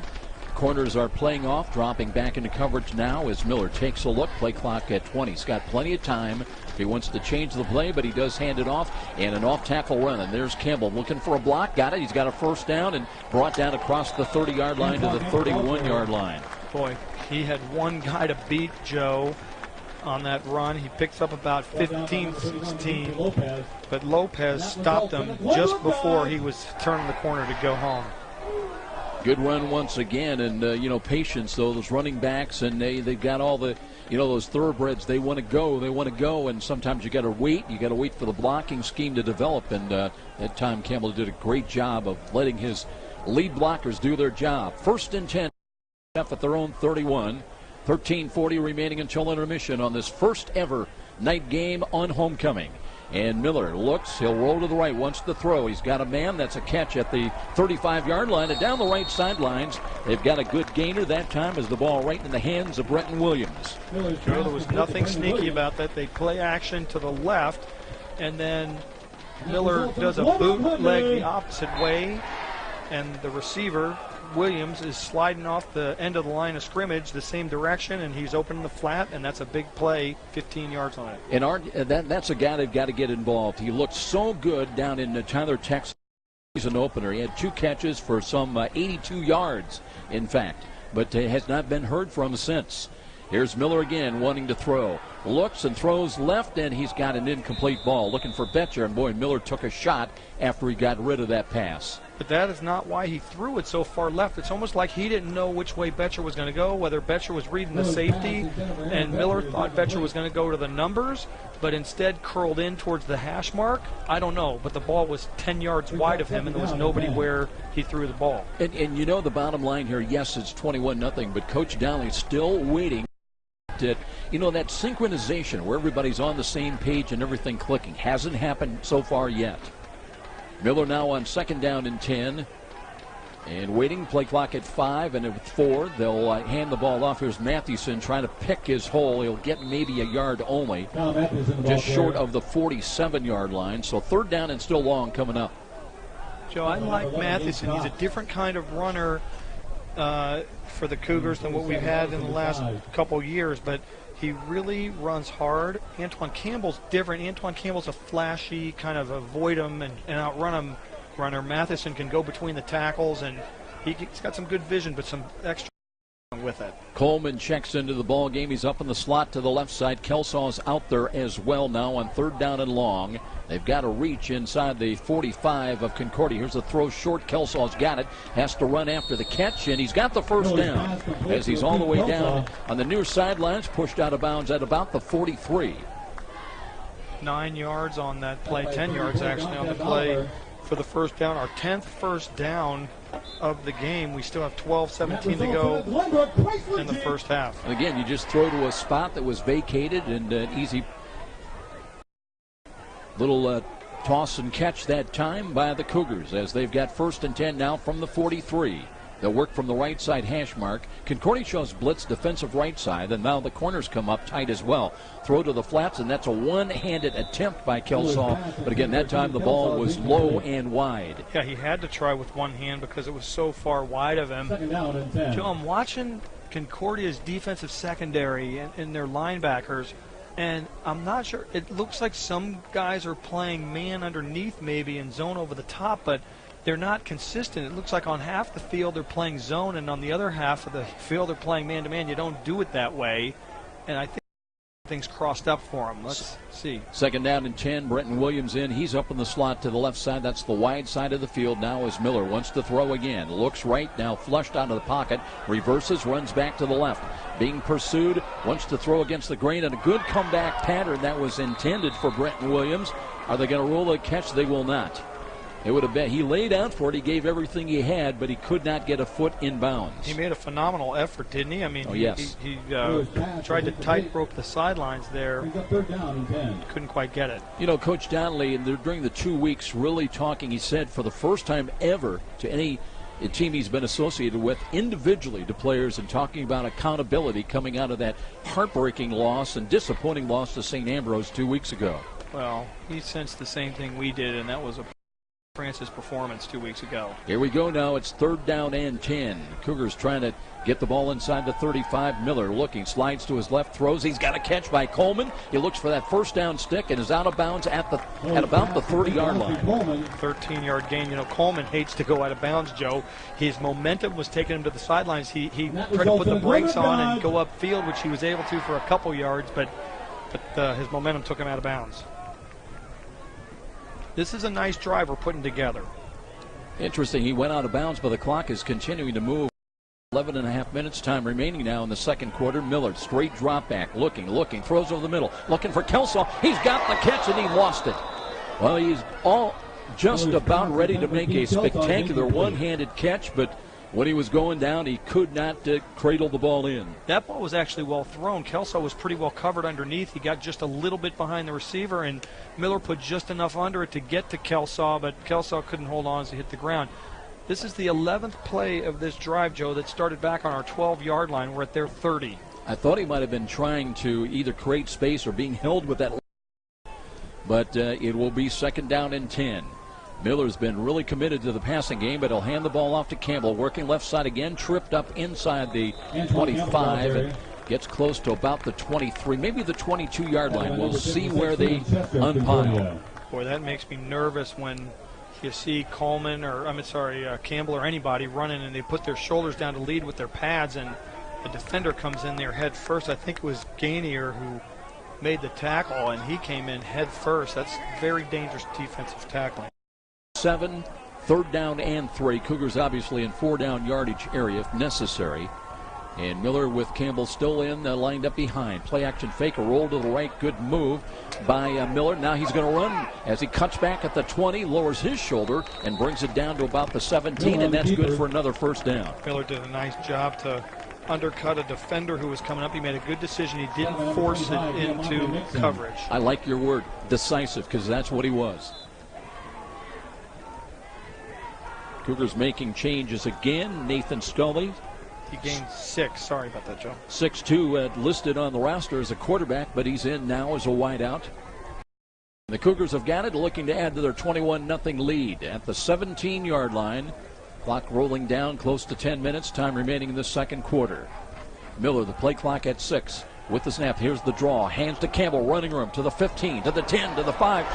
Stimps, and he cartwheels into the end zone. Really, he stepped around one guy and then went head over heels into the end zone. A touchdown run of 17 yards, and that will be on the highlight film. Joe, he looked a little bit like a pinball. I mean, he was getting popped here or there, backward, forward, and then got to about the 2-yard line and literally did a head over heels, heels over head, kind of a flip into the end zone that I haven't seen anything like that before. I mean, this guy, he can fly too. He's athletic, obviously. Extra point. Eber attempt is on the way, and it's good through the uprights. And 28-0, a spectacular run by Antoine Campbell. We'll be back. This is Cougar Football on Redeemer Radio, Catholic Radio, AM 1450. For 2,000 years, we've helped the poor and comforted the sick. We've educated generations of children, developed the scientific method and college system. We support marriage and human life. Guided by the Holy Spirit, we compiled the Bible. We are the Catholic Church, with over 1 billion in our family, sharing in the fullness of Christian faith in the church started by Jesus. If you've been away, visit CatholicsComeHome.org today. Welcome home. Well, we've seen players laying out for balls. It hasn't always been successful, but I tell you what, you talk about desire, and Antoine Campbell gave us a big dose of that as he just leapfrogged and cartwheeled into the end zone. Joe, a 13-play, 88-yard drive. It took us 4 minutes and 40 seconds off the clock. Antoine Campbell, 17-yard run. Eber with the PAT. We're 4 for 4 on PATs, and the Cougars have a 28-0 lead with 10:04 to go in the second quarter. Colin Carmen ready to tee it up, and he'll kick it away from left to right on 35-yard line. Temperature expected to get down into the upper 40s before we leave. Here's a kick that's bounding around, and it'll go across the goal line. It'll be a touchback. And Donaldson had to kind of wait. He was kind of hoping, I think, it would go out of bounds, but then remember, that's a free ball. That's a live ball. Once it stays in the field until somebody touches it or downs it or goes through the end zone or out of bounds in the end zone, you're absolutely right. So it'll come out to the 25. Let's get out and check in with the judge. Thanks, Joe. Credit Josh Miller with a play check at the line of scrimmage, checking into that play that was so successful for the great spectacular play by Campbell. Coach Donnelly really gave his quarterback some kudos as he came over for that play check. Back to you. Well deserved, no question about it. That was a much better drive, Joe. That time he completed half of his 4 out of 8 on that 13-play drive. So credit to him is right. Here we go now as it'll be Concordia back to the attack, and they might have Nathan Smith in there. Bailey's in motion, but it's going to be a quarterback keeper call. They start at the 25, and that's where they'll be after this snap because nothing doing, no yards gained.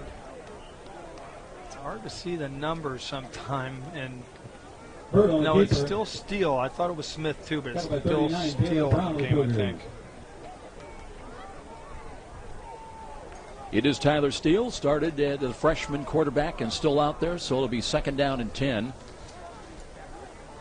Steele carried one time for no yards gained, but he was effective through the air against Siena Heights. 15 of 30 for 122 yards, a touchdown, and 1 interception. Throws with somebody holding on and does complete for a moment at least. It is a caught ball by DeMario Burton, another freshman here on the near side, but that one was a lollipop throw, and you got to be thinking as a receiver, oh, please, Lord. He did not do DeMario Burton any favors. His 2 Cougar defenders had plenty of time to fly over there to the ball and knock him down. Gain of only about 4 on the pass play. And it will bring up, 3rd down and 1 now with 8. 3rd and 9, Joe. I think it should have started at the 25. Oh, no, I'm sorry. They got more out of it than I thought. 3rd down and 1 for the Cardinals now. Empty backfield once again, and here is Steele wanting to throw and throw it wide and incomplete. Nobody home that time. Between would-be receivers, trying to find Donaldson perhaps out there in the flats, but incomplete, and 4th down and 1. Let's see if they'll try something maybe a little bit tricky, trailing it 28-0. Tom Greenwald does check in, though, ostensibly to punt, barring the short snap. See if they leave the line kind of this split. They got 3 linemen wide to the right, 3 wide to the left, 1 center scrimmage, and 3 up protectors with the punter. That's it. That's all they got. Here comes the rush, but the kick is away. It's a sailing kick, and it's fairly caught at the 29-yard line. Austin Coleman is back there, and we may check with Phil Houck and see. Normally it's going to be the receiver Knight, Aaron Knight, and we've not seen him the last 2 punt returns. They may just be trying to get Coleman the football. Maybe the judge can check for us. But USF will have the ball back. They'll take over 1st and 10 from their own 30-yard line now. Exactly 8.5 minutes time remaining here in the second quarter. Coleman stays out there. He's up in the slot to the left side. They've got double coverage on him this time, though. And Miller still at quarterback. He option rolls to the left, throws it, and's got a catch, and then the ball is dropped. Trying to run with it before he had secured was Aaron Bencher. Well, Miller has had enough challenges earlier in the game with throwing the ball accurately. When he throws it accurately, you got to reward him, right? You got to catch the football. You can't miss the ones that are bad and feel bad about it, but then miss the ones that's right in the breadbasket. And Betcher will check out of there, and he'll be replaced by Cam Smith now as he goes wide left. In same spot, up the slot to the left side, 2nd down and 10. Play clock at 11 for Josh Miller as he has been warming up here in this second quarter. Hands the ball off. Mathewson fights off 1 tackle, keeps his footing as he stumbles or close to a 1st down across the 40-yard line, and a great run by Kyle Mathewson. Twice he had to break tackles. Joe, that was what I was talking about. He's different than Campbell. Campbell will avoid those tacklers and be shifty and quick and whatever. Mathewson can break tackles, he can spin out of tackles and be strong. Let's get this update from the judge. Austin Coleman is in returning punts just because they want to get him some reps. As you guessed, they said they might want to use him in a big game, and right now is a good time to get those reps in. Back to you. And I think there might be some big games coming up, like beginning next week. Here's Miller, spins, wants to throw, and he's got Coleman. He's got at the 45, little stop and go move, looks to go out of bounds right around the 50-yard line. We'll see where they do mark him out of bounds on the far side, though. About 9 yards on the play. I think it's going to be short of the 1st down, but it's going to bring up 2nd and 1, and this is when you like to maybe go for a home run. 2nd and 2, actually. They gave him about 8 yards. Nose of the football just inside the USF 48-yard line. As once again Scully will check in, Nathan Scully. He's seen a lot of plays here tonight. Cougars with a little bit of a revamped lineup, especially on defense because of the injuries. And here's Miller, drops back, throws left side, looking, and ball is incomplete, but there's a penalty flag thrown out there on the far side. A lot of hand games going on over there, Joe, and I think they're going to call pass interference. Intended receiver was Colin Harris. Oliver was the safety over there helping on the deep. Let's see. He was the safety over there defending. Jeff Pass Simmons. interference. Number 34 on the defense. 15 yards from the previous spot. 1st down. Dontez Oliver, you're right, Art, with the pass interference call against Colin Harris. Joe, that's the 3rd penalty against Concordia. 4th penalty against Concordia. The Cougars, who were penalty happy last 2 weeks ago, nothing yet. Against St. Ambrose, USF had 8 penalties for 66 yards. They're still averaging just under 71 yards a game, but much better tonight. Concordia came in averaging 0.7 yards a game in penalties. 1st and 10 now, USF from the 37 of the Cardinals, and a stretch handoff, and here's Mathewson, cuts it up inside the 35 and trying to reach close to the 30-yard line with that run. 6-yard chunk, and we're mixing it up quite a bit now. We're throwing it, we're running it, and we're doing both effectively. Concordia's defense kind of back on our heels, and we are really controlling the line of scrimmage. That's apparent on offense. Mathewson coming into tonight's ball game, a little bit question mark whether he was going to be cleared to play. He is, obviously, and averaging over 6 yards a carry this year, and he has 3 rushing touchdowns. Cougars up 28-0 here on home. Mathewson stays in as the one back, 2 wide to the right. It'll be 2nd down and 4. A little motion from right to left now, and they'll look to hand that ball off, and here's a sweep to the left, and they've got another first down as the gain is inside the 25-yard line. Got to go deep in the roster tonight. Ray Beverly, Joe, the freshman from Indianapolis Pike, ran the football, and I think that's the first time we've heard his name called on a little end around. Got some good quicks as he took that sweep, and speaking of Aaron Knight, he does come into the ball game right now. The first down, 6 yards on the play, and Joe, we have 15 first downs, and there's still 6 minutes and 20 seconds to go in the second quarter. Matthew Knoll was also out that last call. It's 1st and 10. USF on the move once again at the 25-yard line of the Cardinals. Miller looks, the rush is coming, ducks under it, rolls to his right, buying some time, gets by another one, throws on the run and wide and incomplete, but very athletic and a lot of maneuverability by Josh Miller, but he just couldn't finish it off with a pass completion. Boy, they had one after another after Miller. Cortez Smith was the first guy. He was blitzing from his it was a corner blitz. They had 5 defensive backs in the game, and he blitzed from the corner and was the first guy to almost get Miller. And then there was an onslaught. I think that Smith, the linebacker, followed him. But as you said, Miller did a good job of getting away from that pressure. Knight stays in. He is wide to the left. In the slot to the right side. It'll be 2nd down and 10. Miller again rolls to his right, sets his feet. Now it's in trouble and steps out of traffic and stumbling forward, trying to get back to the line of scrimmage. And he fell down. He fumbled the ball, but the ground caused the fumble. And so he'll be ruled down back at the 27. It's officially going to be a sack. He went back to pass. He lost 2 yards, but he almost got away from all of it and fell forward to get back to the line of scrimmage. It was pretty miraculous to lose 2 yards on that play. 3rd down and longer. It'll be 3rd down and 12. And at the 27, you got to feel that they will be within 4-down yardage area if necessary. They would try to get down to the 15-yard line to convert. And let's see, we have a timeout. Concordia's going to take a timeout. They'll have 1 remaining with 5:17 remaining in this first half. All Cougars so far tonight here at home in the first half, 28-0 with a timeout. This is Cougar Football on Redeemer Radio, Catholic Radio, AM 1450. Where all Cougar fans go. Dude, I've got it. Okay, we're still looking good on our spots. My knee! Cradle, 2, 3. Whoops. No score in the Michigan-Notre Dame game in the first half. When bones are broken and joints get jarred, call Dr. John Pritchard and Sport One. Hey, Phil, if you can hear us, Northeast Sport One provides advanced care for all your bone and joint needs. Dr. John Pritchard and Sport One, the one name to know. Call 484-8551. I'm not hearing you. Well, I'm talking to you. Now we can hear him. We are back at Darcy Stadium with Art Mandelbaum and the judge, Phil Houck. We've got the full crew here tonight on homecoming on the first ever night game, and the Cougars lead at 28-0. RedeemerRadio.com brings you news, streaming audio, pictures of events, live sporting events, and happenings around the area with our community calendar. Check out what's happening at RedeemerRadio.com.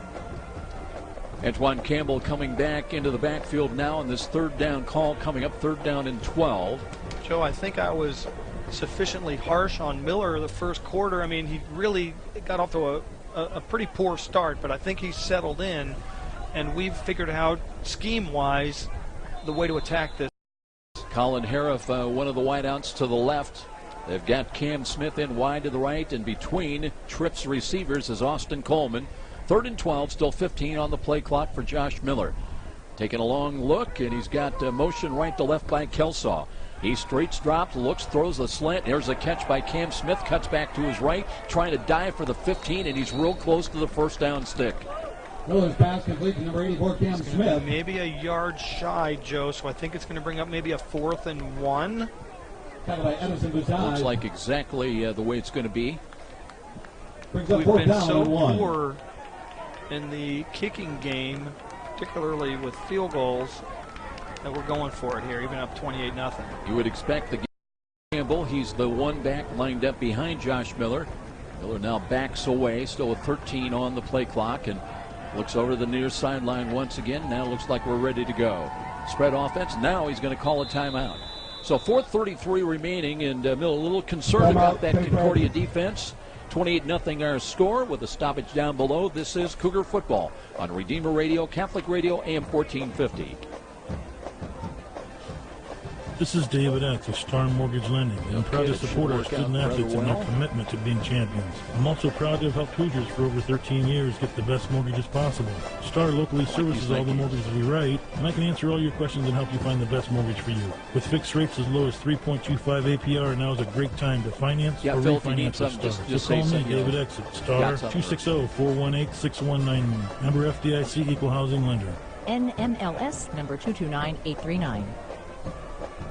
4:33 remaining, and we've talked about after tonight, it gets real in a hurry.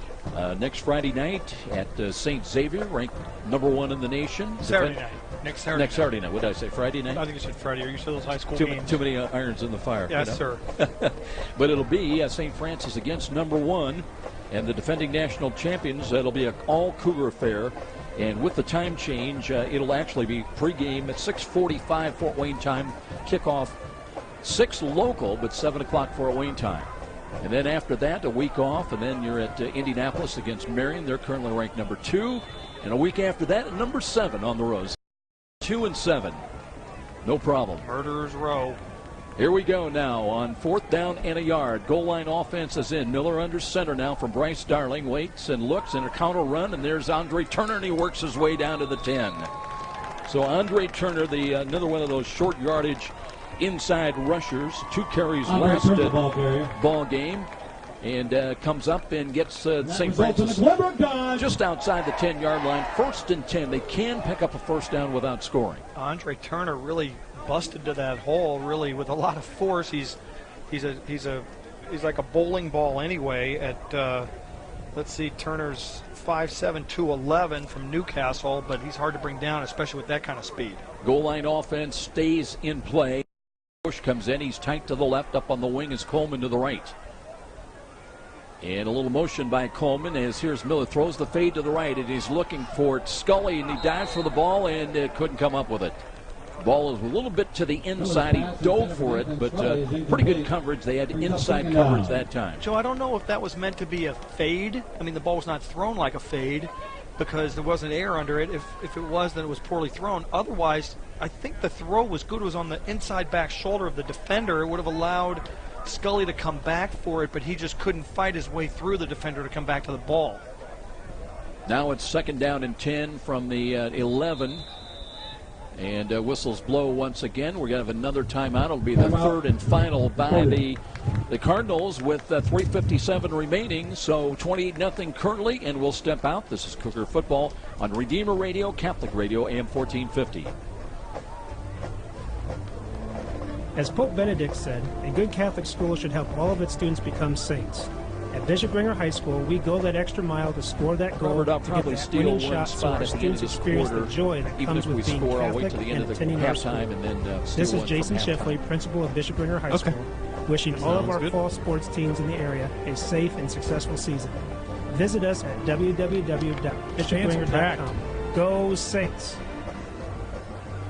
3:57 on the clock, and let's go down and check in, I think, with the judge, Phil Houck. Thanks a lot, Joe. One thing that we haven't talked a lot about here is this magnificent crowd that has turned out here in Fort Wayne, Indiana tonight to see this football game. Both end zones packed with the tents and the celebrations and all the barbecues going on, and the stands here on the home side. There aren't any empty seats here, guys. Everybody's turned out for this ball game tonight.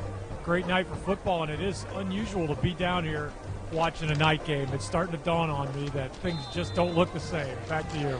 Historic homecoming helps the crowd as well. They've so far been entertained. They'd love to see a little bit more, though. 28-0 USF. It's 2nd down and 10 from the 11, and Miller being pursued, and he lost the ball, picks it back up, and then he's buried back at the 15.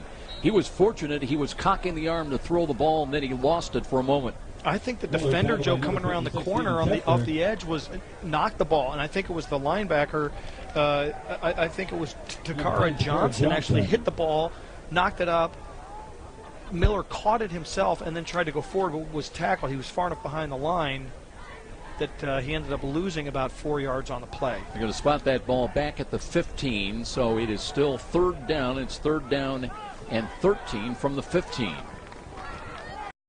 And they'll spread the field again as Miller now trying to make a play. Now they drop off in the secondary, back into zone as Miller steps up in the pocket, looking, pulls it down, flush to his right, throws on the run. He's got a catch at the 1 yard line. Let's see if they got in for a touchdown.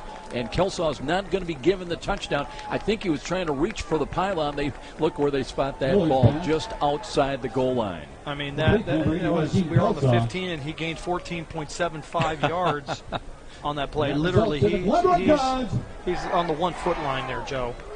Kevin Bush will come right back onto the field, so they'll go into the goal line offense with Turner and Campbell. Campbell at the left half, and Turner the fullback. Bush is in there tight to the left. The lead into the pile right, and them to give to Coleman's in up on the wing to the right, motion to the left. They'll reposition Campbell, and they'll give the ball off, and there'll be a touchdown run of 1 yard. And Andre Turner gets into the end zone from a yard out. He got hammered after he crossed the goal line, but he'll take it because he likes that pay dirt. Time of the score, 2:37 here on homecoming. So add 6 more to the Cougar total in the first half. They'll lead at 34-0, pending the extra point attempt coming up by Emerson Eber. My wife's former student. Right-footed kick is on the way, and on the way it is good. So 35-0. We'll keep it right here at Darcy Stadium. And take a quick look. Art coming up, as we mentioned, all starts next week.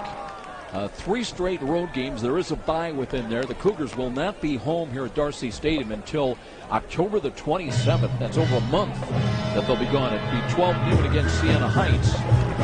But in between, it will, that's got to be maybe the toughest schedule in the country with small college, and especially in the NAIA next week against number 1. Week off, then it's at Indianapolis against Marion. And then the following week, you're on the road at William Penn. They're ranked number 7 currently. Well, and 2 of those 3 games are conference, Mid-East League conference games. You know, Joe, we only have 5 conference games this year because of the makeup of the 2 divisions. And so you don't have a lot of room to lose. We've got to win. We've got to for sure win 1 out of those 2 games between us and St. X and us and Marion.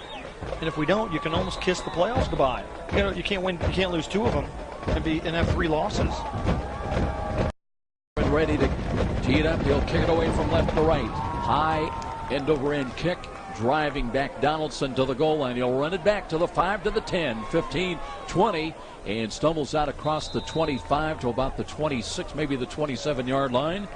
And that's where the Concordia Cardinals get ready to go to work offensively once again. You almost did it again, didn't you? The Concordia. I want to say Cadets so bad. Well, Joe, Concordia's got to get something going on after that 14-play, 70-yard drive that took 5 minutes and 53 seconds for the Cougars to complete. Andre Turner, a 1-yard run. Eber, his 5th extra point here for the first half, and St. Francis has a 35-0 lead with 2:31 to go in the second quarter. You know, a guy we've not heard mentioned, I'm a little surprised. Kelvin Woods really was so important to Concordia a week ago, but just because USF has taken him away. But he's just not been involved at all so far tonight in this first half. Still with 2:31 remaining. Blitz coming, and too much so. As that time, Matt Smith guessed wrong on the snap count. Number 90, 5-yard penalty. Not much doubt about that one, and that'll cost the USF 5 yards. Our first penalty of the game, Joe. Wow. Quite an improvement over last week. So it'll be first down and 5. Or 2 weeks ago, sorry. Seems like last week. Now the ball's out across the 31 blitz. Either side coming. They'll run the ball, and USF stacks that up in the middle. Not much there. They'll get back to the 31, and that is it. So second down and 5. Blitzed our safety on that play, but the tackle was ultimately made by Brandon Allman, so we're getting some new faces in the game. Torres was blitzing from the safety position. Allman, playing linebacker, made the tackle.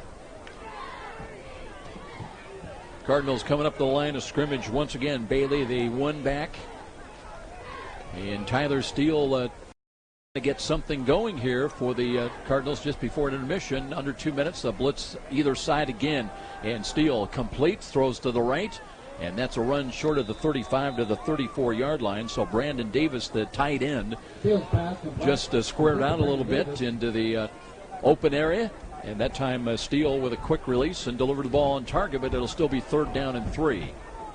Davis is a guy, Joe, who is in on a lot of plays, and one of the things that St. Francis's defensive coaches notice is that how he lines up, where he lines up, oftentimes dictates what they're going to do offensively. We've done a good job of picking that up.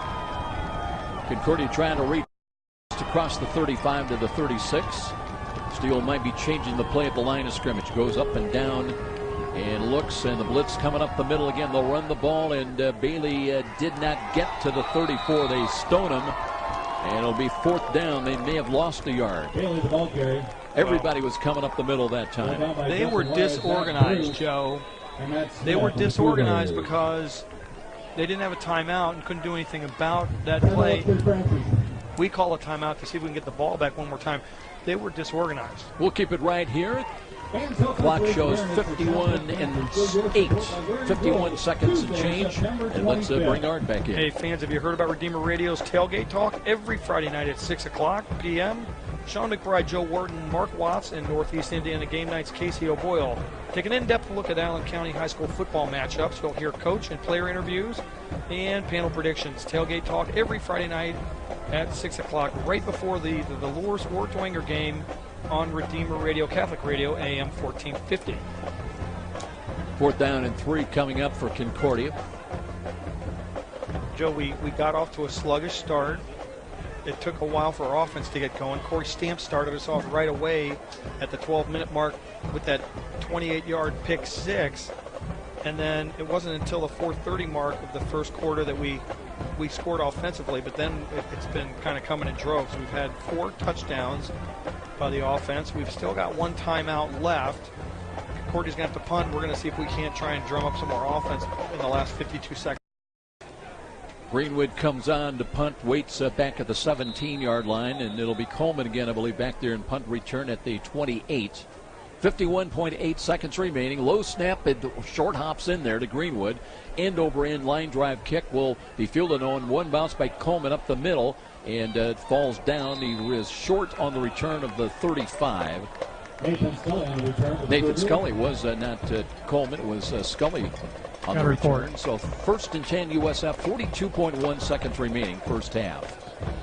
Well, a year ago in Ann Arbor, it was 69-0 St. Francis over Concordia. It was 41-0 at the end of the first quarter. A little bit different here tonight. And let's go down and check in with the judge. Guys, one of the reasons St. Francis called that timeout was because they wanted to give David Yoder an opportunity to get in and run the 2-minute offense. So you've got a new quarterback in there for the Cougars. It'll be a 42-second offense now as Yoder in there at quarterback, throws near side. That one's picked off. And it'll be Concordia ball at the Cougar 33-yard line. It looks like it was Bosage that came up with that ball as he stepped in front. Ken Ampling was there as well, but Concordia's got a pick, and they've got a chance with 36.2 seconds deep into Cougar territory. Well, that went awry. That little experiment went awry because the throw was errant by Yoder. Let's just say it that way. It was a tough pass, but he didn't do a good job on that tough pass. They were undercutting the route, jumping in front, and Yoder didn't pick up on that. So now we see Tyler Steele once again. 1st and 10 from the 32-yard line of St. Francis. Empty backfield. Steele throws over the middle. He's got a catch, and it'll be a touchdown. Inside the 5 and on the boards.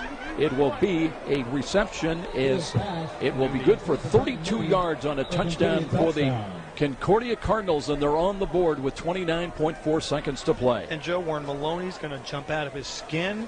He talked about the fact that we gave up that game 2 weeks ago to St. Ambrose by letting a guy get behind him late in the game. We had that 60 or whatever yard, 55-yard pass play to set up their winning touchdown when they have no timeouts left and you're ahead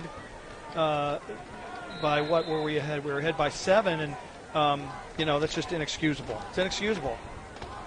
Extra point, Nathan Smith is the kicker, as well as the usually it's starting quarterback. Extra point attempt is on the way and good.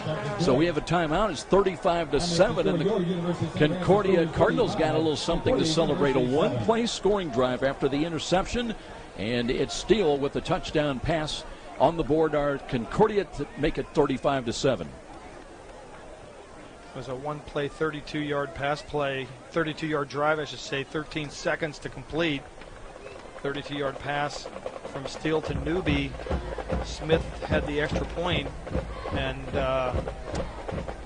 that is disturbing. Looking at that catch by Brenton Newby, that he came in leading him with 11 receptions. He's a freshman, and I believe that's his first receiving touchdown of the season. So as you mentioned, Art, nobody was there. He just ran. 35-7 is where we stand. I don't know where the safety was, if he was coming up to try and defend against that play action, but they were throwing the ball. They had the lineup, the alignment that Warren Maloney said three receivers out there going to throw the ball. But as you said, that's 2 weeks in a row now, and that has to be corrected. Here's the ball caught inside the 15, looking for the blockers, and a run right side across the 30-yard line. A little stop-and-go move, and there's a penalty flag that results as well. That one you would think is going against St. Francis. And the return near side, so the Cougars with 21 seconds now remaining. As Brenton Williams on the return that time. Number 90, clean those from the spot. First down. Penalty against St. Francis. Did you say 90 is Matt Smith on the kick return team? I think that's got to be the wrong number. Wouldn't think so. I'm pretty sure that's the wrong number. I don't think we'd have him out there. The penalty's going to move St. Francis back to their own 17-yard line. Do you take a knee now, Joe? And I think, the damage has been done. In fact, they're going to drop back. Brenton Williams, I think, is back there and just to protect. And what do we have now? Whistles blow down on the field. We can't even take a knee without causing a penalty here? What's going on? Officials conferring. The umpire have a little discussion with. So very tight formation. And let's see if it is Yoder just takes a knee, and that will be that. So they'll run out the final 19 seconds. And what started out to be almost a flawless game, well, it really started a little bit dicey, other than that pick six by Corey Stamps. But finally Miller got into sync. And a great running exhibition by Antoine Campbell. It was 35-0, but a late touchdown by Concordia has kind of put the cool touches on what was going to be a great homecoming celebration and the potential maybe of a shutout. That's gone, but it's still 35-7. St. Francis very much in a comfortable lead. We'll be back with our halftime presentation, much more. This is Cougar Football on Redeemer Radio, Catholic Radio, AM 1450. When you make RedeemerRadio.com your homepage, you'll find what you need to know about news and events in our Catholic community. At RedeemerRadio.com, you'll find a complete program lineup, Catholic prayers, links and resources, and religious liberty updates. Redeemer Radio, Catholic Radio, AM 1450 and 89.9 FM. With crystal clear, live streaming audio 24/7 at RedeemerRadio.com. Hello, I'm Tom Steele with Tom Steele Tire and Auto Repair, a family-owned and operated business here in Fort Wayne for well over 30 years. We handle all major brands of new tires, as well as a huge selection of used tires at very affordable prices. We're a complete automotive repair facility, be it brakes, engine work, or anything your vehicle might need. See my son Sam or son-in-law Dave on the old road. That's where I don't understand why you put another quarterback in there like that. Tom Steele Tire. Miller was not doing so well. It's the halftime report with scores, stats. Here's Art. Phil. Quarterback, everybody homecoming at Bishop John M. Darcy Stadium. The lights are on, and there is a lot of people home here tonight in Fort Wayne college football. It's first ever night game here on the west side of Fort Wayne, and all's well right now so far for USF on homecoming. They lead at 35-7. They were 35-0. After a little bit of a slow start by the Cougars offense, but they got good production from their defense to start it out as an interception by Corey Stamps early in the ball game and a return some 28 yards at the 12-minute mark, and Ebert knocking through the first of 5 extra points, 7-0 USF. Then after a stop, it would be a run by Josh Miller, calling his own number, and 4 yards into the end zone at the 4:30 mark. Eber again executing on the extra point, 14-0, silver and blue.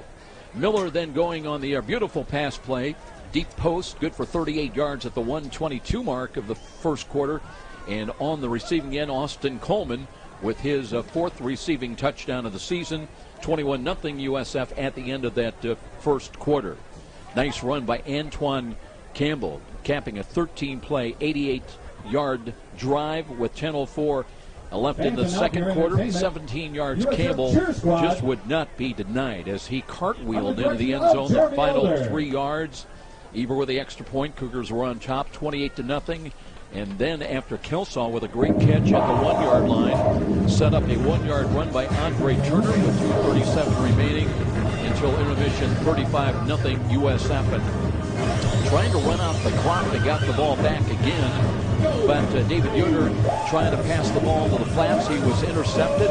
He was concording with the ball at the 32-yard line, and it took him just one play for freshman quarterback Tyler Steele to hook up with Newby.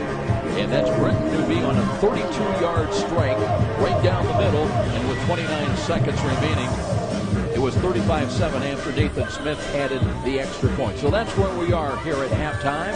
35-7. Cougars still with a 28-point lead and just trying to kind of work off some of the rough edges after the 2-week layoff, after the disappointing conclusion here 2 weeks ago to St. Ambrose, losing it by 1 after they looked like they had the game in control and won. But you've got to get good, and you've got to get good in a hurry, because next week it starts that treacherous road path. Cougars will be gone for 4 weeks. That'll take them playing 3 road games. They'll have a bye week mixed in there.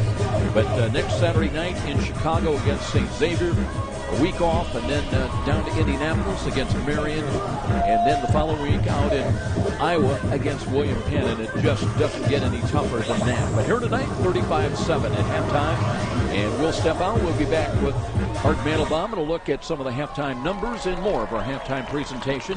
This is Cougar Football on Redeemer Radio, Catholic Radio, AM 1450.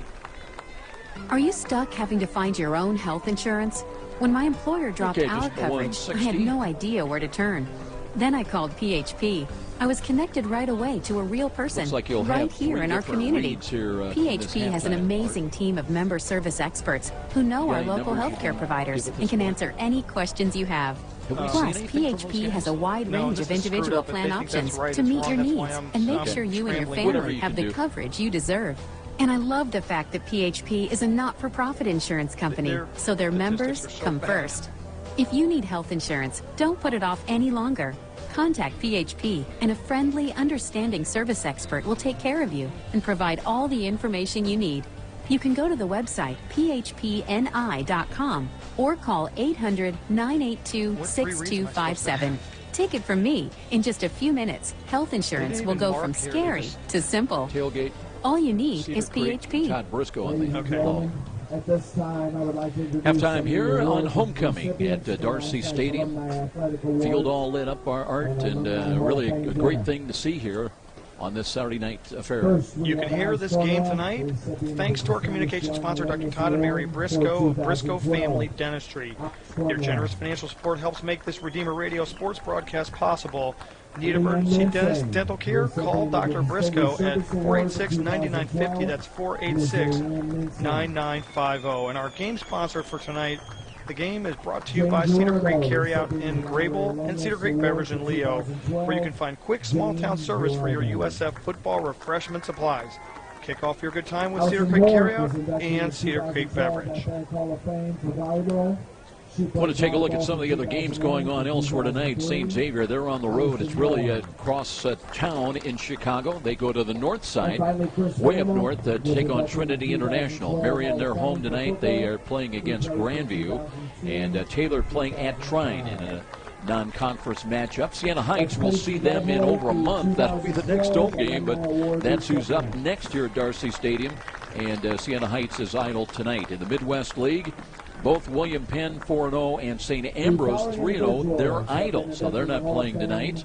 And, of course, as we mentioned, our next home game not until Saturday, October the 27th. It'll be 12 noon against the Saints of Siena Heights. And, you know, they said it was 50 degrees here at kickoff and be down in the 40s. What's it going to be like in another month there? You know, we had 100 degrees for a month 6-7 weeks ago, and now we're going to the other way. Mother Nature's having a lot of fun with us, I think.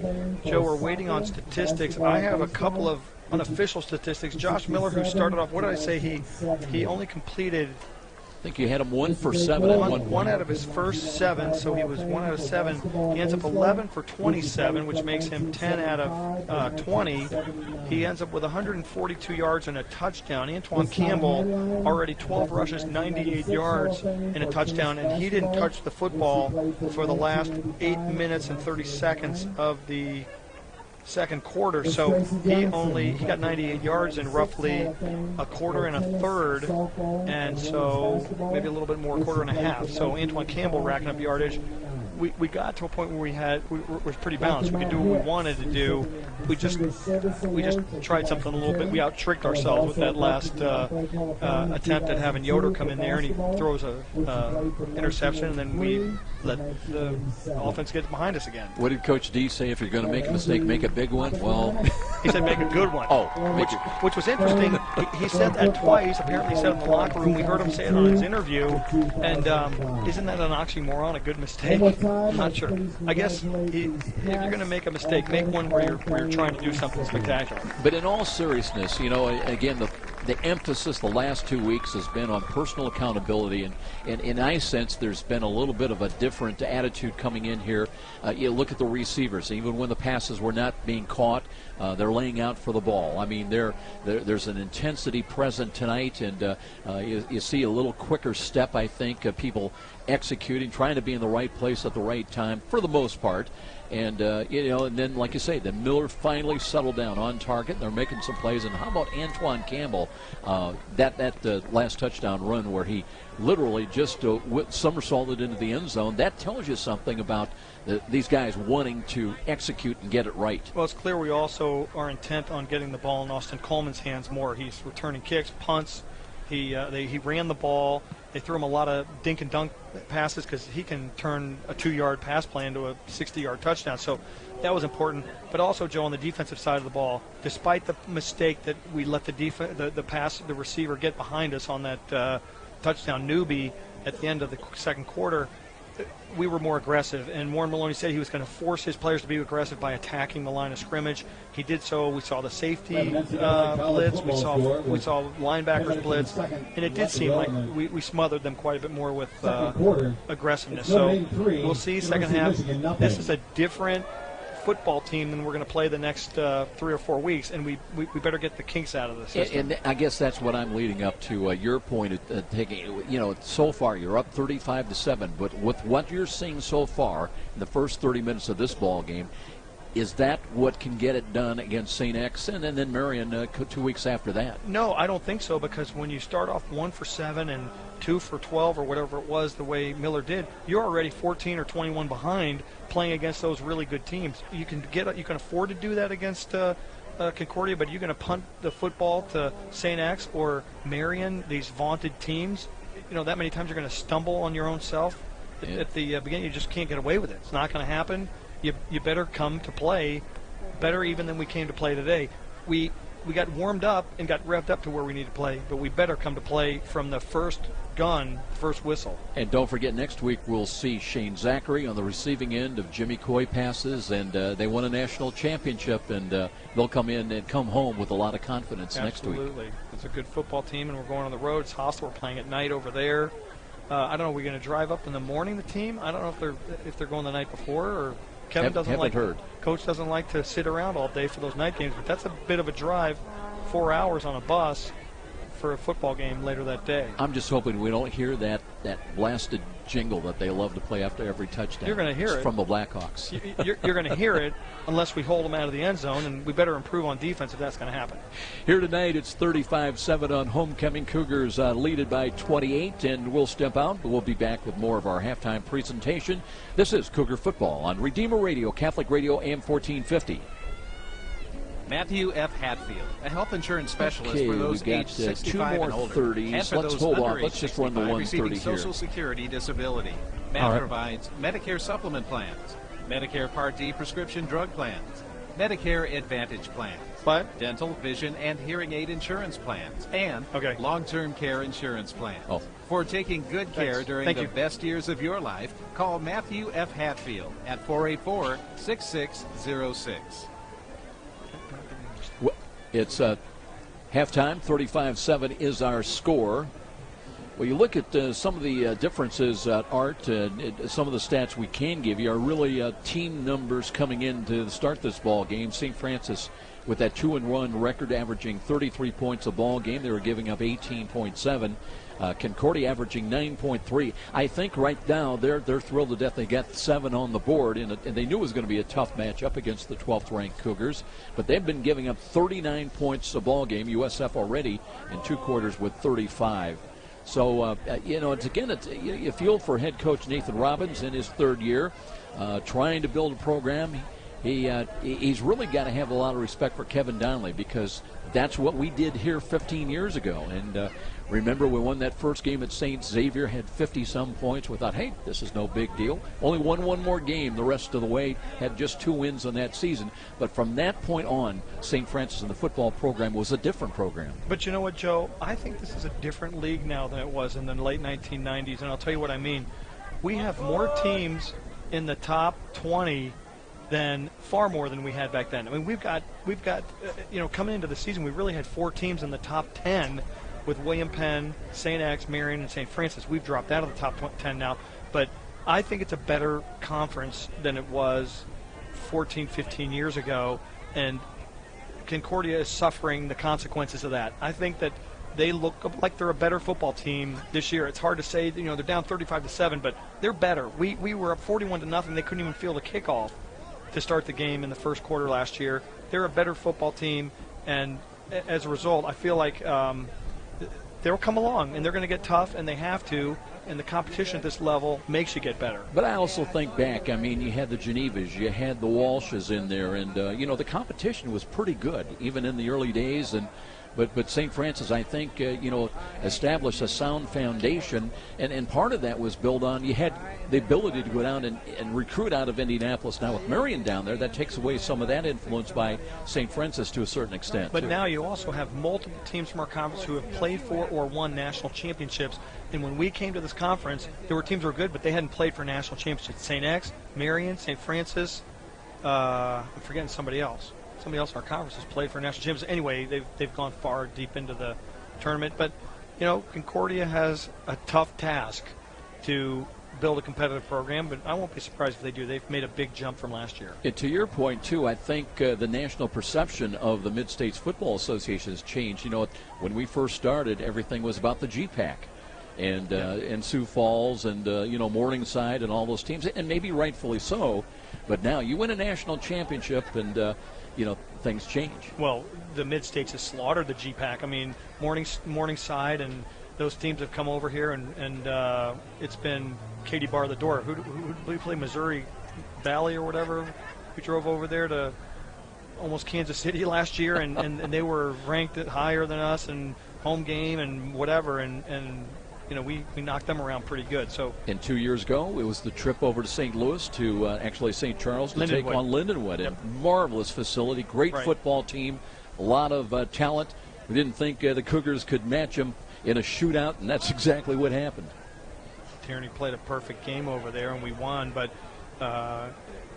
Joe, Kevin Donnelly, in my opinion, is largely responsible for the level of play in this league. We dominated it so much once we got some upperclassmen. Established the yardstick, didn't he? Right, and he really did, and everybody's gotten better. I mean, think about how poorly St. X played when we first joined the league.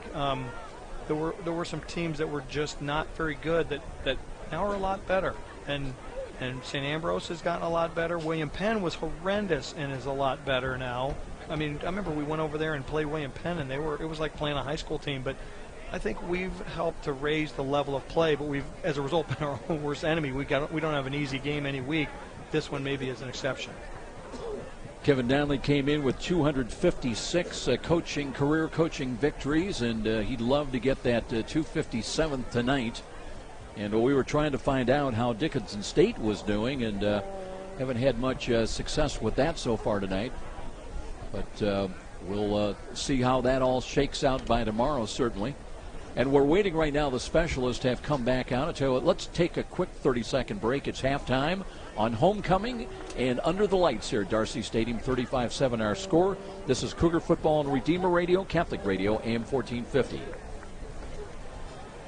This is David X of Star Mortgage Lending. I'm proud to support our student athletes and their commitment to being champions. I'm also proud to have helped Cougars for over 13 years get the best mortgages possible. Star locally services all the mortgages we write, and I can answer all your questions and help you find the best mortgage for you.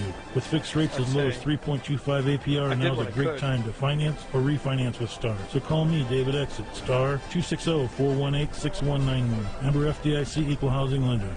NMLS number 229839. Cougars coming onto the field along with Concordia. We're waiting for Coach Donnelly to emerge below and through the tunnel, and the Judge Phil Houck will get his assessment of the first half. And that'll be coming up here in just a matter of a few brief minutes. And we see the judge positioning himself, and very quickly, very soon, the coach will be coming out as well. Might check with Phil. How's the weather been down there tonight? 50 degrees at kickoff and down into the 40s, but good football weather. Guys, I wouldn't have given you anything for my comfort on this evening a few hours ago, but it hasn't been bad at all. I mean, gentle winds and clear skies, so it's been a great night, and football under the lights is special. There's no question about that. The winds have really died down as well, Phil. I mean, what, about 3 hours ago, it was pretty brutal with wind and rain. Yeah, it certainly was, and that was a concern earlier for how that would affect the game plan, but it hasn't been an issue. I got the coach now. Coach Donnelly in the first half, I thought, your team was kind of like gaining momentum. We did a lot of good things. Short fuse there and threw a pick. We wanted to get Dave in a little bit in the second half or second quarter. Set up a touchdown that shouldn't have happened. So, I guess that just gets you upset enough that you're going to play a little harder in the second half. Down by 6 has been what you've been telling your team, right? You got to keep that mindset. You got to play hard every play. Snap the whistle 30 minutes. Hey, good luck in the second half, Coach. Yeah, that was absolutely the message, and expect to see David Yoder play most of the snaps in the second half. Obviously, the coaching staff not happy with the decision he made on the one play that led to the touchdown for Concordia, but they would like to see him get to some extended repetitions in the second half. The offensive coaches also talked about wanting to get some different things, some different looks on tape, so that murderer's row, as we're going to be facing the next coming weeks, we'll have to take a look at some different things that this offense would like to do. And defensively, it's all about effort and getting really, really aggressive, and that's what it's all about. There's no doubt in the mind of our defensive coaches that we can just manhandle the offense for Concordia in the second half, and they want to see that sort of effort out of their boys this evening. And we'll be back with the start of the second half right after this timeout. This is Cougar Football on Redeemer Radio, Catholic Radio, AM 1450. If you're like most football fans, you can't wait for the next game. It's a new season, new players, new possibilities, and you can't wait to find out what's happening with your school. Who's the hot team this week or the player of the week? Northeast Indiana Game Night has it all. The name, the drive, the touchdowns, all the stats you need to know, and even some you'll want to forget.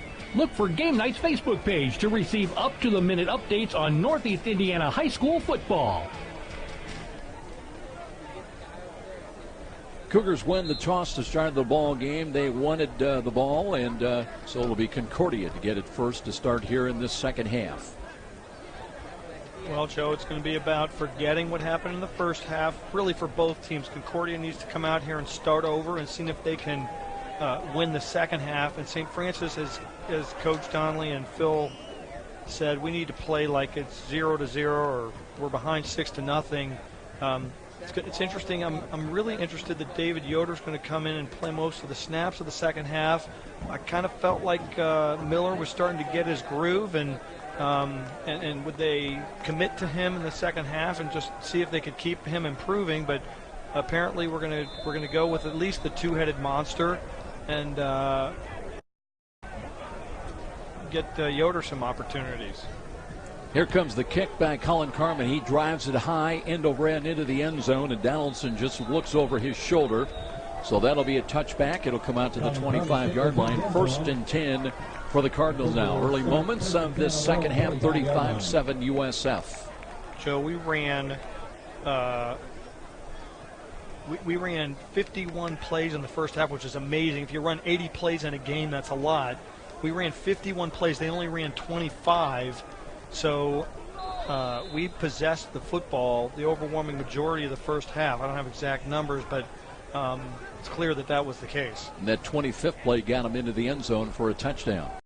1st and 10 from the 25.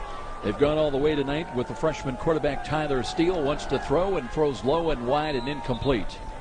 Trying to settle down was Brenton Newby.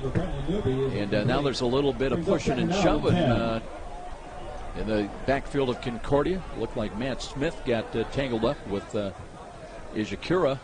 Matt Smith usually a pretty level-headed guy. He plays with a passion and a vigor, but you don't see him getting penalties and so forth, so not sure what would have precipitated that. 2nd down and 10.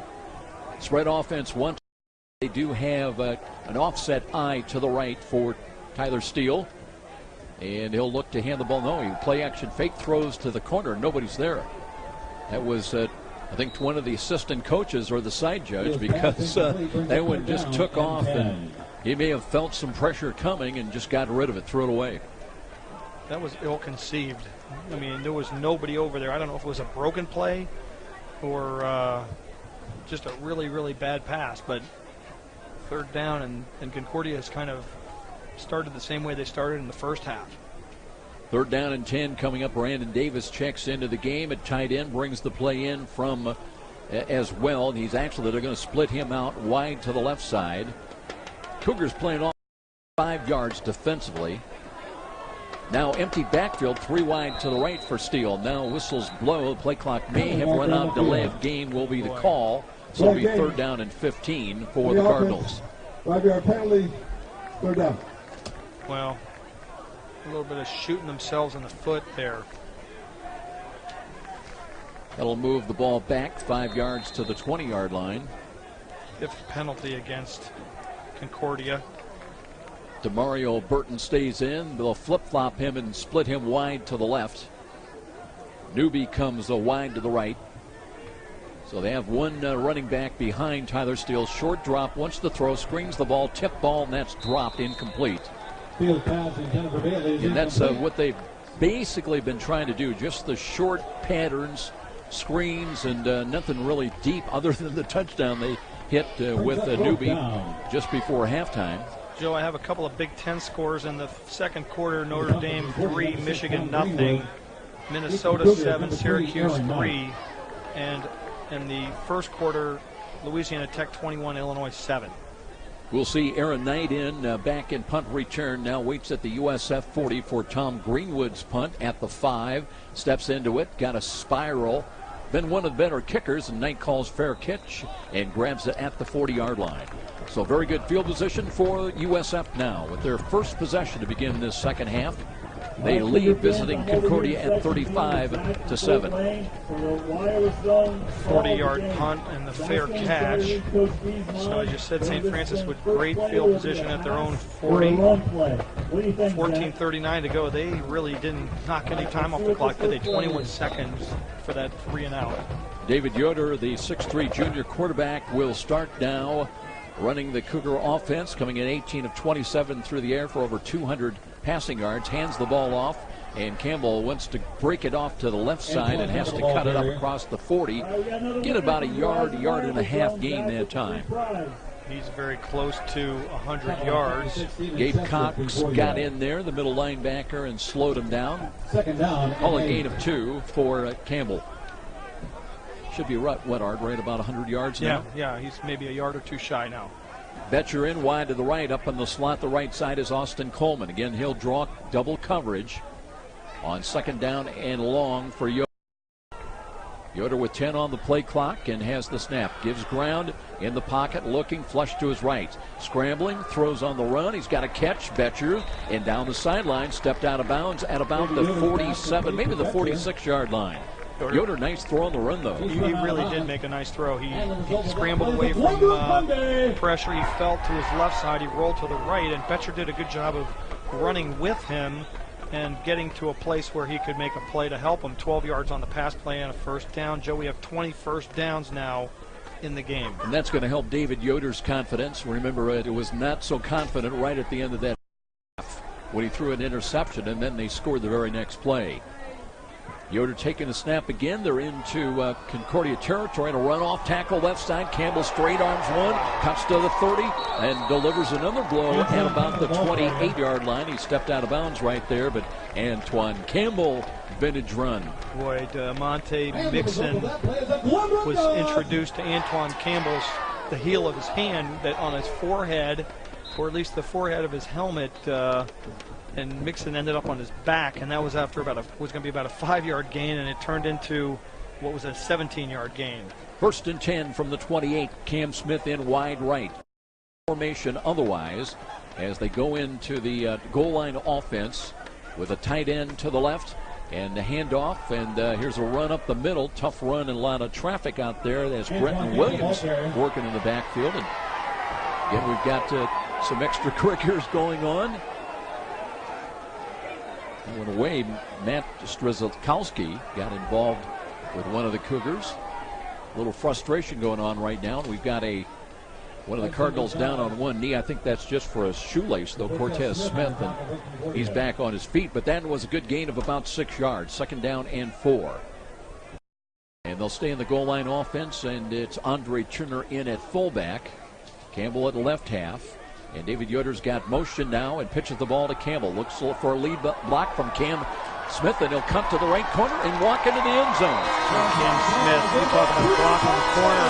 He did a really good job, and St. Francis has always required its wide receivers to be able to block, and Cam Smith proved that he could do it. And who else? Cam Edwards was the Cam guy. Yeah. Cam Edwards pulled out over there too, and for a guy his size, 6'4", 317, Cam Edwards moves his feet, and that was just clinical play right there. Well, it didn't require any last-second heroics that time. No cartwheels into the end zone for Antoine Campbell, but he did it more traditional-wise. Running into the end zone is Eber with the extra point attempt. That's good as well. And just like that, it's 42-7. Silver and blue with a timeout here at Darcy Stadium. This is Cougar Football on Redeemer Radio, Catholic Radio, AM 1450.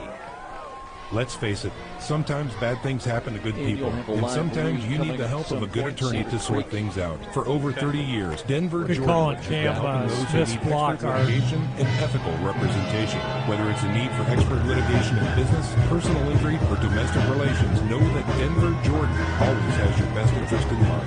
Call 423-3525 for a free consultation. That's Denver, Jordan, attorney at law, 423-3525. Cougars get points on the boards. Antoine Campbell's second rushing touchdown of the night. Now they'll kick it away from right to left. Joe, that was a 5-play, 60-yard drive that took 2 minutes and 21 seconds to complete. Antoine Campbell, a 22-yard run.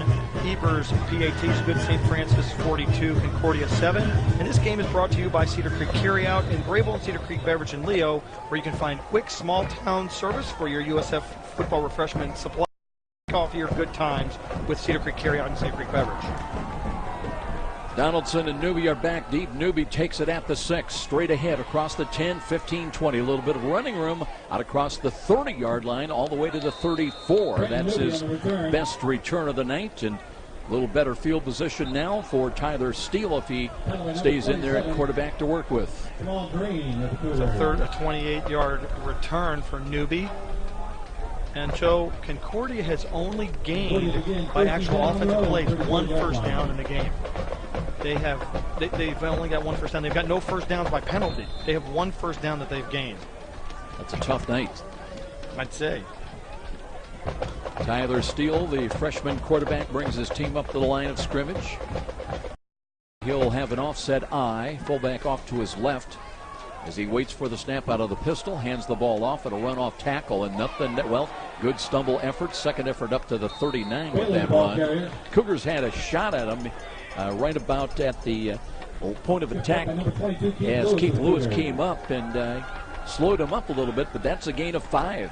Is that Bailey again? I think so. He looked like he had a little bit more hop in his step. Cardinals huddle up once again, and coming out of the huddle, Demario Burton is split wide to the left side on second down, and let's call it a short 4. Formation, trips to the left. Up in the slot to the left side is Brenton Newby. As Steele looks in the slot, he's got to catch that short of the first down. Depending on the spot, it looks like it'll be about a half a yard, maybe a yard short. So Steele just trying to hit it to an open space in that zone, and it'll have third down and a yard coming up. 3rd and 1, yep. St. Francis love to force some 3 and out. And let's see, Burton stays in the game wide to the left. Donaldson, part of a 2-set receiver, including Newby to the right, the wide side of the 2 protectors in for Tyler Steele, the quarterback. As he throws to the left, he's got a catch, and they're short of the first down. And that ball bounded away. No good. Yeah, they separated the receiver from the ball. That was Burton, the intended receiver. Yep. And I believe it was Richardson who was the first guy to make contact over there. Thought he had it for a moment, but bounded away, and Greenwood comes onto the field. He's been a busy guy tonight for the Cardinals, kicking the ball, waits for the snap at the 20. 42-7 our score. The direct snap comes back, and the kick got all of it. Nice end over end. Knight calls fair catch and goes down and catches it on his back. That's pretty funny. I don't know if he was fighting it, Art, maybe in the lights, but a little unorthodox making that catch. 42-yard punt. Fair catch. Joe, that was the 8th punt for Greenwood already in the game. You don't see in full games 8 punts, and we still have 10:41 to go. Well, he had 21 coming into tonight's game, and in all credit, where credit's due, he's been averaging over 43 yards. That put him 3rd best in the Mid-States Football Association. Now the Cougars take over at their own 16 with Yoder at quarterback. His 2nd series of the second half. Hands the ball straight up the run, and a little curl play close to the 19. Kyle Mathewson is the running back on that carry. I won't be surprised, Joe, if you've seen the end of Antoine Campbell's night. He's got to have close to 130 yards. I'll tell you what, these guys are 142 unofficially on 16 carries. So what is that, 8 yards a carry? It's pretty good. Nice night. Doing okay, a couple of touchies. Cortez Smith had a hand in the tackle. Mathewson picks up 4, 2nd down and 6. And Yoder out of the pistol alignment, long count. He's got it, now hands it off, and run off tackle. There's some running room this time for Mathewson as he throws. And across the 25, let's see how they rule it. And it will be ball. And they're going to give it, I believe, to Concordia. Johnson was the guy who recovered it. Mathewson got hit, and the ball popped out, and they did. It's a turnover. Fumble recovered by Concordia. So Concordia's with a chance again. Remember, they had an interception and set up a one-play 32-yard touchdown. Now they take over at the USF 32-yard line, 30-yard line. Second turnover of the game. And we'll check the safeties back there for St. Francis now, as they came up lacking right before the end of intermission. Taylor Brown back there, and I believe Cale Tabler. Not in the game in the first half. Empty backfield for Tyler Steele. Quick release near side. There's a low throw, incomplete. They were trying to run a little clear out pattern and bringing Devon Bailey out of the backfield, actually from a split receiver standpoint into the flats, but that pass a little bit low and to the wide side, incomplete. Joe, as we reported in the pregame show, Concordia has a new offensive coordinator.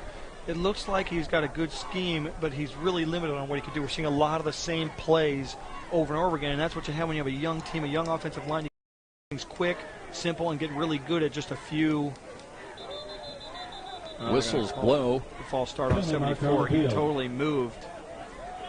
Weston Davis. Let's see our referee, Jeff Simmons, how he's still going to talk to his other officials. Line judge gets in there as well.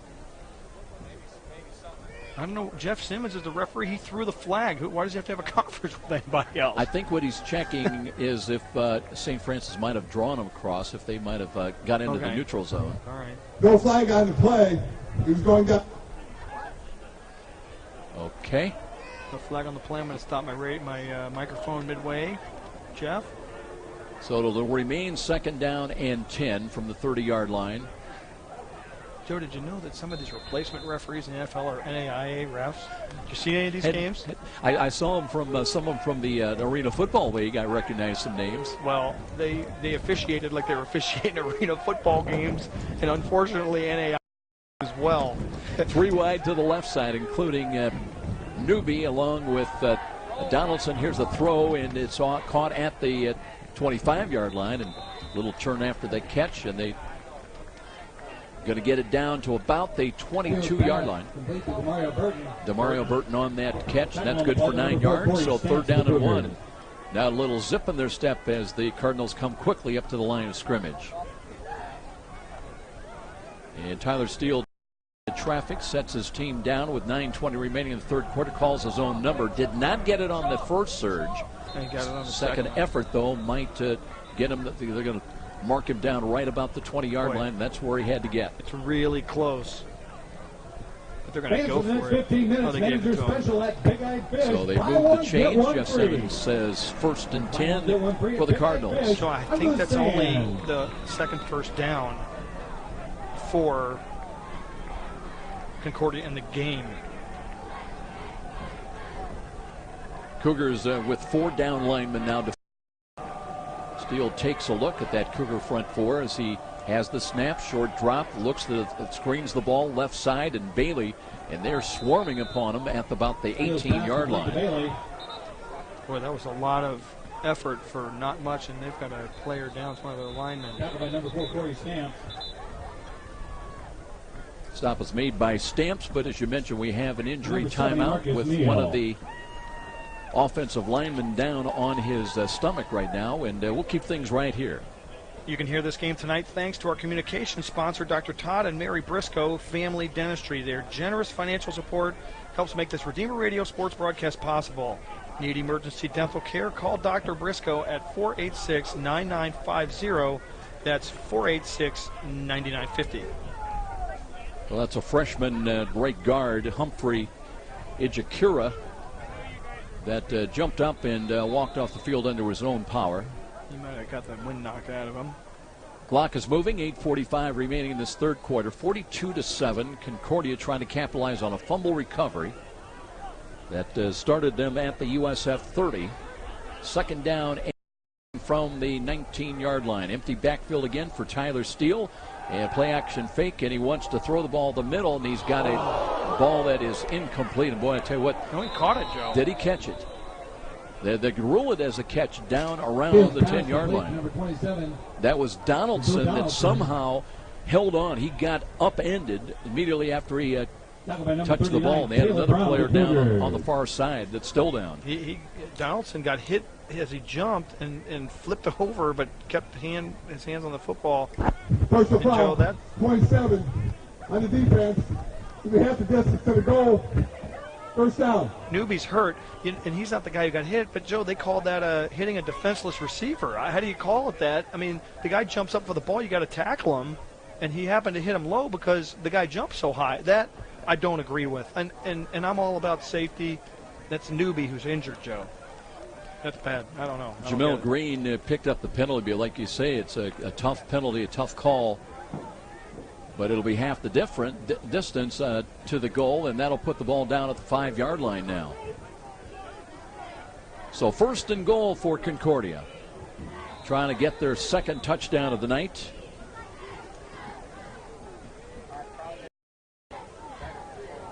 Steele out of the shotgun this time with a running back to the right. He hands it off deep, and there's Bailey. Bailey cuts it up and is chopped down at about the 3-yard line.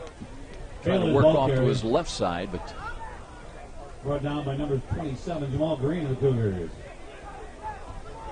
And they'll set that ball down at the 4-yard line. So he picked up just about a yard only. Concordia bringing a player in from the bench now, and now they break the huddle. Bailey stays in as the running back, the lone back lined up behind Tyler. Too wide to the right. Cougars, let's see how they play it defensively. Here's they fade to the right side looking, and the ball is caught and then dropped. They had the play made for the possible touchdown. Fields pass intended for Kirk Turner. Turner or Burton over there. Well, DeMario Burton, he was joined.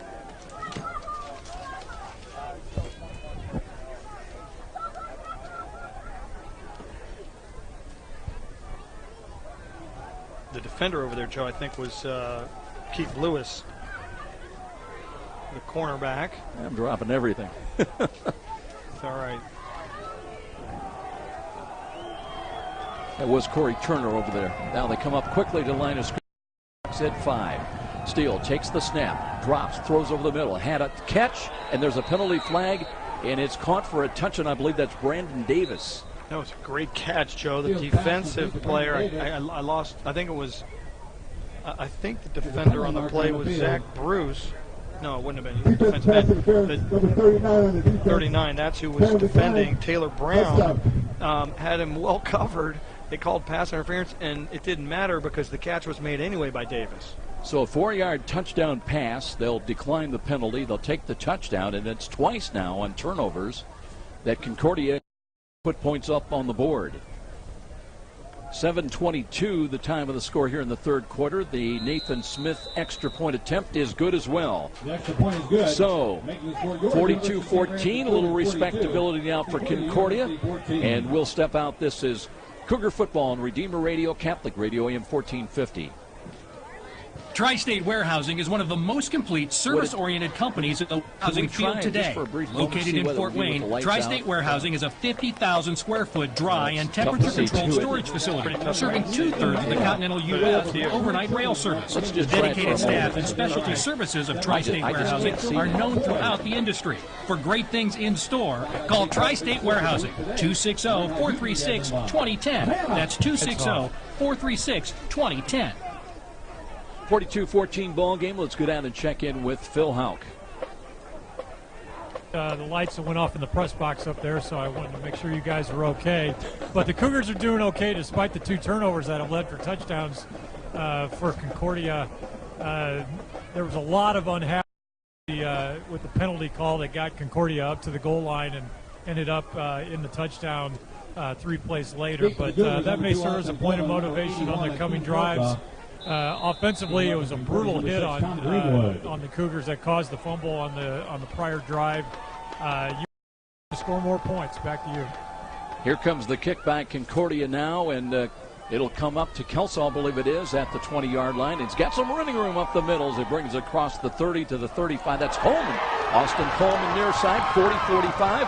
Leaps over a tackler in the foot race. He's got a chance inside the 20, inside the 10, the 5, and a touchdown. Austin Coleman, some 90 yards.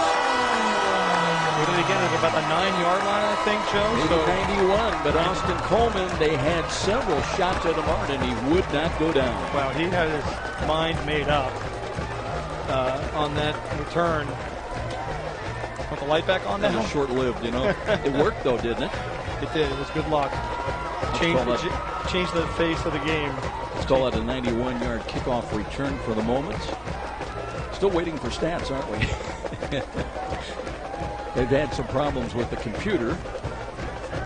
Well, it's the first ever night game. What are you going to do? And it's shooting off some fireworks here. How about that? The computer's not used to working that evening. It's on strike maybe a little bit. It's all right.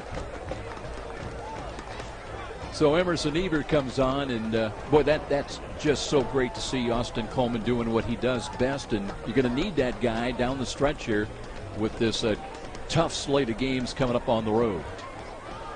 7:07 the time of the score. Ebert, now they're holding up play for a moment. What are they doing a replay review or what? Ebert getting ready. And here's the snap, right 4-foot kick is on the way. Plenty deep, plenty long, and plenty good. So 49-14, and just that quick, Cougars turned the disappointment of seeing Concordia get into the end zone with a touchdown return on the kickoff by Austin Coleman. We'll be back. This is Cougar Football on Redeemer Radio, Catholic Radio, AM 1450. This is David X with Star Mortgage Lending. I'm proud to support our student athletes. I can tell you what that was all about. I'm also proud to help Cougars for over 13 years get the best mortgages possible. Star locally services all the mortgages we write. I can answer all your questions and help you find the best mortgage for you. With fixed rates as low as 3.25 APR, now is a great time to finance or refinance with Star. So call me, David X. Yeah. 260. I talked to Coleman, and I can tell you about it. FDIC Equal Housing Lender. NMLS number 229839. 49-14 ball game. Let's go down below and the judge Phil Houck. Well, obviously a very pleased and happy and excited Austin Coleman coming off the field. I did talk to him for just a few seconds and asked him what he did there, and he says, all I know is I just ran that dude over, and there was a big hit. That is his 6th career kickoff return for a touchdown. Apparently, we believe the all-time NAIA record is 7. He's got 1 to go. Back to you. Donaldson on the return from the goal line brings it out across the 20-yard line. So 1st and 10 Concordia now. But, boy, that changed the atmosphere in the electrics down below. That spectacular run by Austin Coleman. Well, Joe, now I think I would be completely content with having Coleman watch the rest of the game. Didn't he play long in another game last year when we were way ahead and bang up his knee or something? Maybe we could learn from history and have Coleman become the offensive coordinator for the rest of the game.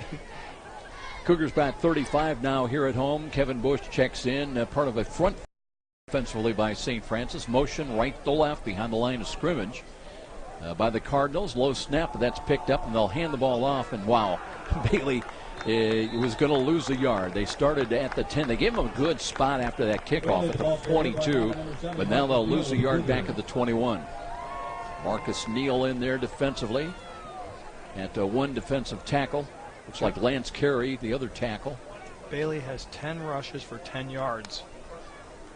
It hasn't come easy today for him. Still 6:34 remaining in this third quarter, 49-14. And let's see, they're going to spread this again, empty backfield. Tyler Steele back there on 2nd down and 11. He does on the sweep, handed off to Bailey and tries to cut it up, and nowhere to run.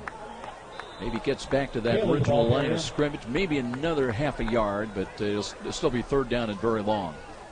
We have a lot of new faces in the game for St. Francis. Bailey got hammered, Art. He's very slow getting up, and now he's going to check out of the game as well. Although Justin Juarez is in there, and he was in on the tackle.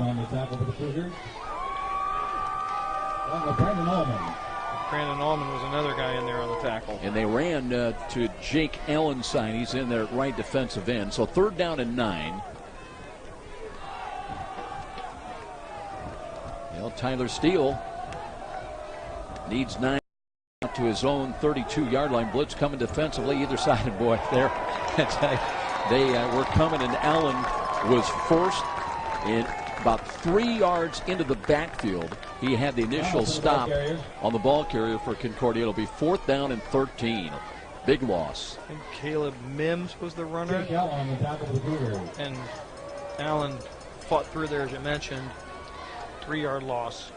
And there's that Mr. Greenwood once again in the punt, still with 5:09 remaining this third quarter. This time he'll be back at his own 5. 9th punt. Going to have a sore leg. Good delivery on the snap, and he gets it away. Backpedaling, Knight's got it, gets by one, works and checked it. That's a new number in there on the return. That is actually Nathan Scully on the return. Good straight arm with a left hand. Got some additional yardage on the return across the 35. It'll be 1st and 10. USF, they'll have the ball, in fact, out around their own 41-yard line. 47-yard punt, not 8-yard return. Cougars will begin 1st and 10 on their own 41-yard line. So we've seen Scully return a couple of punts. He came over as a quarterback, Joe. He's from Michigan City, from Tiffin University. David Yoder stays in there at quarterback. He's gone pretty much all the way here in the second half. He got in late in the first half. Hands the ball off. Mathewson off tackle to 50. 45. And a horse collar. Yes, sir. That's just stupid. You know, somebody's going to get hurt that way. Appling is the defender who ripped Mathewson down by the back of the neck only after he was about 5 yards out of the playing field. So I tell you what, one of the assistants had to grab Kevin Bush. He was after Appling, and again, you've just got, you know, the official threw the flag, and that's the most you can hope for. They hit out of bounds. There was 16 on the defense, 15 yards from the end of the run. First down. They are going to call it a personal foul, late hit. That injury timeout right now. And we're going to have an injury timeout as well, as one of the Cardinals is down on his back at about the 46-yard line. So we'll keep things right here. 4:41 remaining in this third quarter. Things have really slowed up some here. This was a 35-7 ball game at halftime. Concordia got on the board in the late going just before the intermission break on a 32-yard touchdown pass from Steele to Newby. And then they get another touchdown here in this third quarter. RedeemerRadio.com brings you news, streaming audio, pictures of events, live sporting events, and happenings around the area with our community calendar. Check out what's happening at RedeemerRadio.com. Joe, that was a 16-yard running play for Mathewson. And while they continue to work on the Concordia player, let's go down and check in with the judge. Thanks, guys. As you guys may know, I'm the most timid person on a sideline there is, and I tend to stay as far away from the action as possible. But on that play, I am no longer a sideline virgin. I actually had two players at my feet take my legs out from underneath me, but that was 10 yards deep onto the sideline. So that just tells you that that was just somewhat of a late hit. So it was a pretty crazy scene on the sideline here. Back to you. You know, in all seriousness, you got to be careful down there, because there's been a lot of stories about coaches maybe looking at a play chart or something like that, and suddenly they're on the card headed with a broken leg. Phil's getting old. He's not moving his feet as quickly as he once did. About maybe 15 years. Gotten out of the way of that play. Penalty moves the ball to the 28 now for David Yoder, and waits for this snap coming from Bryce Darling. Play action fake. Yoder in trouble. They've got him wrapped up for a sack back outside the 35. Well, he bootlegged right into the rush, and we saw that a lot in the first half, that bootleg. But Josh Miller was taking a wider loop when he would turn and go back on that misdirection bootleg, so he would avoid that defensive end who was being blocked by a wingback. It's a mismatch, but if you get wide enough, it doesn't matter. Smith came through there on a blitz as well, but a big loss. Second down and 18 now with the ball back at the 36. Yoder the throw, and they're on him again. Got away the first time, spun around and just threw the ball up. And were they going to call that a pass or a fumble? That's a pass. It's got to be an incomplete pass, but the Concordia coaches were calling a fumble, but their vote doesn't count. But that was not pretty. Referee Jeff Simmons. Oh my gosh, really? Flat foul, loss of down, third down. They called intentional grounding. I mean, if he wasn't out of the pocket, he threw the ball. There was a receiver in the flat in the vicinity. I don't know. Well, the loss takes it all the way back close to the 45-yard line now. That's another 9-yard loss. And again, you just can't afford these lapses. They will eat you alive against number 1 and number 2 ranked teams. Third down and 26 from the 44 officially. Roll to the left by Yoder. Takes a look, throws the ball, and he's got a catch. That's Cam Smith, gets away inside the 20 to the 15 to the 10. Finally pushed out of bounds at the 7-yard line. And that's a great job by Cam Smith. And Yoder delivered the ball on target. And a good job of running after the catch by Cam Smith. Well, Joe, it's a 35-yard gain. It was third down and 27, and we got the first down easily on that pass play. They're going to mark him out of bounds at the 10. It'll be first and goal with 3:30 remaining in this third quarter. That's a backbreaker. It mattered. We're up 49-14. Here's the quarters winding down, but looks like Mathewson and Turner are the running backs in the goal line set. Yoder under center. Motion out. Mathewson takes the pitch. He's got a lead block from Cam Edwards, trying to turn the corner and trying to get into the end zone. Got down inside the 2. Ball came loose, I think, but ruled down on the contact. Boy, Mathewson, sometimes, Joe, he looks for the contact. You know, I think he could have gone for the pylon. Instead, he turned it up inside and went for the contact. If he would have just gone for the pylon, maybe taken a little bit of a dive for the corner, I think he could have gotten in. He's down inside the 2. It's like pretty close to the 1, I think, is where they're going to mark it. Yeah, they had that ball originally on the far sideline, but they mark it, you're right, just inside the 2. From the 2 with 2:35 remaining in the quarter. From the right side hash mark, same set, same alignment with the goal line offense for Yoder. Yoder looks to hand it off. Mathewson again trying to break it off. And he will take a hit at the goal line, but he crossed the plane of the goal, and it's a touchdown run. Kyle Mathewson officially from 2 yards out. So he gets into the end zone, and the Cougars go over the 50-point plateau. I think that's Mathewson's second touchdown, right? No, his first touchdown of the game. Sorry about that. Campbell's got a couple. But a hard-nosed run. Oh, look what's coming across the field over here. Incoming flight of, what about 8 geese? They're working overtime tonight. They're going to be heading south is what they're going to be doing this way. Here's Eber with the extra point attempt, and he'll add 1 to the Cougar total. 56-14 with a timeout here at Darcy Stadium. We'll be back. This is Cougar Football on Redeemer Radio, Catholic Radio, AM 1450. Here's a money-saving tip from Mumper, the #1 name in insulation since 1956. Exposed Check out those texts.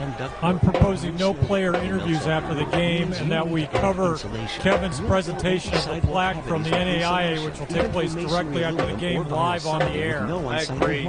Plus, we'll seal your crawl space with urethane foam for a insulation package called Mumper Insulation. Yeah, I think they're going to do it right away after I interview him. They want me to get him right over so that the mayor can present this plaque to him from the NAIA. So we are back and getting ready for the Cougar kickoff from right to left. 56-14.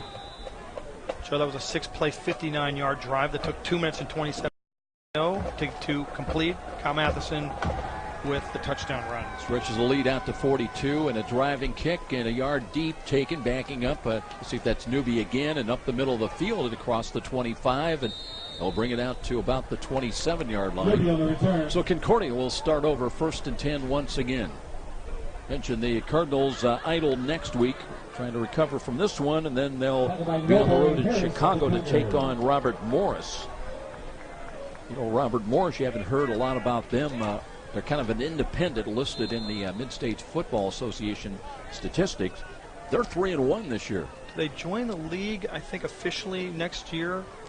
I think we're going to see some realignment also. I've heard some rumors about that. Empty backfield now for the Cardinals. A little motion out of it from left to right on a sweep. They hand the ball off, and there's some running room for Donaldson. Steps out of a tackle at the 30, up across the 35 near sideline, and gets close to a first down. He'll pick up at least 9, and he may have the first down. You know, Joe, they're still putting forth effort. You know, nobody's rolling over. What are you going to do a measurement here? Remember Jeff Simmons, who you know, he's a fine guy, but he likes to be in the forefront. He's in charge. He's large and in charge, and he likes to be noticed. The 10-yard gain, they gave him the first down. And why are they now? I don't know, but it's 2:07 to go in the third quarter. It's 56-14. And the judge wants to watch the end of the Notre Dame game. And we're 2.5 hours into this one, and with the fourth quarter yet to come. Guys, I got a report. Let's get on with the judge. Hey, Anthony Moore is an injured player right now down on the near sideline. He's blocked from your view, but he's still on the field. It looks like, you know, you don't want to speculate, but it looks like kind of like a wind knocked out of his situation, but that's the reason for the delay. We hope that's the worst of it, because with all the injuries that have befallen the Cougars, Brody Calbaugh and Rex Gravenstadt not playing. You know, Quindone not available tonight. And Phil, one of the things... Gravenstadt too, another defensive line. Well, that's what I said. And, you know, the one, I guess, good thing is the Cougars do have a lot of depth at linebacker. We've seen a lot of different combinations out there throughout this ballgame. Joe, I'm sure the judge knows, but at halftime, it's Notre Dame 10, Michigan 0. Notre Dame 10, Michigan 0 at halftime. Very interesting. They're doing it this year against the Michigan teams. Currently, Moore is still down on the near, just across the near sidelines. And he looks like he's a little bit shaky. Had his bell rung. Yeah.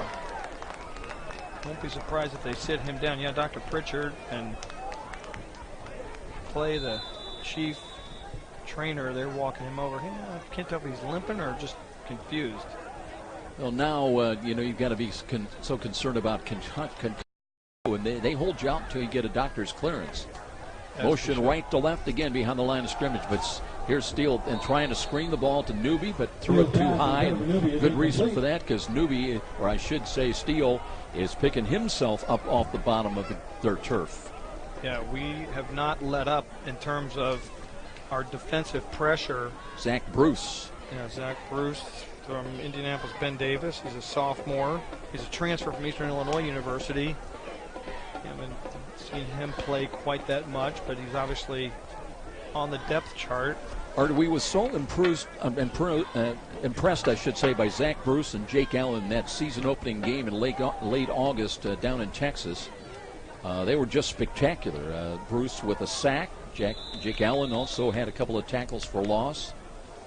Timeout, Concordia. Now a timeout called by Concordia. Minute 48 remains. So with our score 56-14, we'll keep things right here as we get set for this fourth quarter. And, of course, getting ready to head to Chicago next Saturday night. Minute 48 to go still in the third quarter, 56-14. And, Joe, what was it? It was 42-7 at halftime. And, we've only scored 2 touchdowns. They've scored 1. But we've really controlled things. And actually, I thought David Yoder has kind of come in and settled in. We've run the football dramatically more in the second half. Well, it was 35-0 until Concordia got on the board with that 32-yard touchdown pass with 29 seconds remaining. So 35-7 at halftime. But Campbell on the pitch out, 22 yards in the early moments of the second half. And then Steele hit touchdown pass for 4 yards as he hit the big tight end, Brandon Davis. Make it 42-14. But Coleman with the 91-yard kickoff return touchdown, and Kyle Mathewson most recently taking a sweep right side into the end zone, 2 yards out, where we are right now at 56-14. A little confused about why Concordia would have taken a timeout there, but second down and 10. We'll have 3 wide to the lone wide out to the right side. Cougars come up and press covered. Low snap, but Steele got it, and then the high hit. And even at 6'2", Brandon Davis unable to get a hand on that ball. So just like that, third down and 10. Nice defensive play by Richardson. Third down and 10. Break up any chance from Davis to catch the football. Joe Torres in there, one of the linebackers right now. Well, one of the things when you're home, you have a little bit more of a latitude to play a few more players. And right from the get-go, I don't remember a regular season game in recent history we saw a home game with so many different numbers so early. Here come the Geese again. Two more. That's now the entertainment to the fans, I'm afraid. Deep handoff, and that will be no gain. Right back to the line of scrimmage to the 37-yard line. Torres made the tackle. Mims on the carry. And Mims, as you mentioned, getting the call. And I'll tell you what, some of those big linemen, Dalton Flowers, going off the field, and they were a little gimpy. As this game has taken its toll on some of these big offensive linemen. Now they've got this, look at this spread offense on, and they will snap the ball, and Greenwood gets it away, spirals it again. That one will be caught at the 22-yard line and return across the 25 to the 26 to the 27. Nathan Scully once again on the return. So again, Coach D getting everybody in dressed tonight. 41-yard punt, 8-yard return. And Joe, now it's kind of a matter of survival, right? Like, let's get the clock running. Keep the clock running and don't get anybody hurt. Will begin first and 10 on their Won't be long. They'll be line. breaking down film and thinking about that all Cougar lineup next Saturday matchup in Chicago against St. X, the defending national champions. Who's in the pistol running back formation here? David Yoder is still out there at quarterback. The 6'3" junior looks to throw the ball, and he completes right side. And a nice run by Aaron Knight, and he picks up a first down. And he kind of straight arm and leaped over a guy in the same motion across the 35 and brings it out to the 41. Denzel Pierce, Joe, is the running back, a redshirt freshman from Merrillville for the Cougars. That was about a 14-yard pass play, another first down. Betcher still in there as a wideout, part of a trips package to the near side. And Yoder deep handoff. Here's a cut nicely inside, a cut across the 45-50 and into Concordia territory. And there's going to be another late hit against the Cardinals. That was Denzel Pierce, Joe, from Merrillville I was just talking about. He ran the ball. It was about an 18-yard gain. Redshirt freshman out of Merrillville, and good run. And they're going to tack on an extra 15 yards, I believe. We'll get the call from Jeff Simmons. Personal foul, late hit. Number 34 on the defense, 15 yards from the end of the run. First down. Dontez Oliver has picked up a couple of personal fouls tonight. He's going to move it all the way down about the 27-yard line, I think. Blatantly. And I believe Phil's got something for us while they walk off the penalty. Let's check in with the judge. Thanks, Joe. I mean, it's just obviously frustration on Concordia's part. A blatant late hit. You know, this is a much better Concordia team than last year. There's no doubt about that. They're some progress, but obviously a long ways to go. Back to you. Yoder throws to the left. He's got a catch. That's Colin Harriff out of bounds just outside the 15-yard line. Let's give him and spot that ball right at the 15. You know, Joe, I think sometimes when we play opponents, when the game should be over and they should just kind of let us run it and run the clock, I mean, they start doing these late hits and stuff, it can lead to continuing to be aggressive offensively. Here's a deep handoff. They were trying to run the stretch play to the right side with Pierce, but whistles blew right at the handoff. Legal substitution on the defense, 5 yards. Still first down. We've got too many men on the field. Too many men trying to make a late change, so it'll be 1st and 5, and that will move the ball down to the 10-yard line. Cougars won at 69-0 last year. They've got 6 on the board, the final 7 seconds, and they'll hand it off. Pierce cuts it up the middle, spins to the 5, steps out of a tackle, and then brought right down.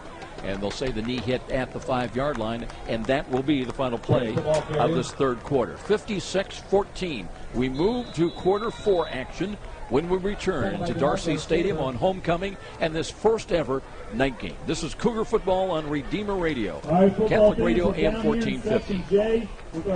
Diamonds are girl's best friend, and diamonds are forever. And since 1988, Peter Franklin has been bringing you the finest diamonds imported from overseas diamond cutters. Peter Franklin Jewelers. Jewelry created from concept to completion by our master goldsmiths on staff. Peter Franklin Jewelers, with 3 locations to serve you: Marion, DuPont Road, and Angola. Remember, it's not just jewelry, it's Peter Franklin. Love that voice. Got to report on more. 56-14. Want to check the line score of the ball game, but first let's go down and check in with Phil once again. Guys, Anthony Moore preliminarily has been diagnosed with a concussion. He is done for the night, but he's actually doing fairly well, is what I've been told by the doctors. He's doing very well. They have a test that they run, and I'm not an expert to what that all involves, but and what do they have to establish a baseline of how you normally respond to things, and then they compare that a day or two afterwards and how that matches up. That makes sense, I realize, but that's what it's all about. Goal line offense for the Cougars. 1st and goal from the 5 down. Motion left to right. They'll pitch the ball, and running, needing a block, and he won't get it, as it'll be a loss back around the 10-yard line. So Concordia, tough defense. They come up and DeMonte Mixon. Yeah, Mixon made the play. You know, it's about time they figured that play out. We've scored 3 touchdowns running that little toss. So I'm not surprised they figured it out. Pierce in there running, and Nathan Scully on the field as well. And Yoder, for a moment, came over the near sidelines. 14-28. We're in the fourth quarter now. Pierce is the halfback. Andre Turner is. And Scully up on the wing to the right side. David Yoder under center. Motion right to left, and they'll run the ball. And here is a leaping over. They bring him down at the 5-yard line, and that was Brenton Williams, I think. Yeah, that's exactly right, Joe. Brenton Williams, another Tiffin University transfer. Almost scored on that play. Nice run. Got tripped up, though, right at the 5. So 3rd down and goal now from the 5-yard line. Late substitution again by Concordia.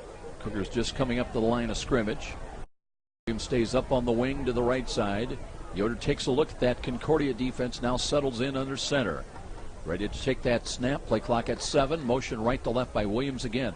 They'll give it, and Turner off tackle, fighting for the goal line. Got it down short at the 1-yard line. So it'll be 4th down. They'll still need a yard on this snap coming up. You go for a field goal? I don't think Coach Donnelly does. I don't know what you do, but no. Nah.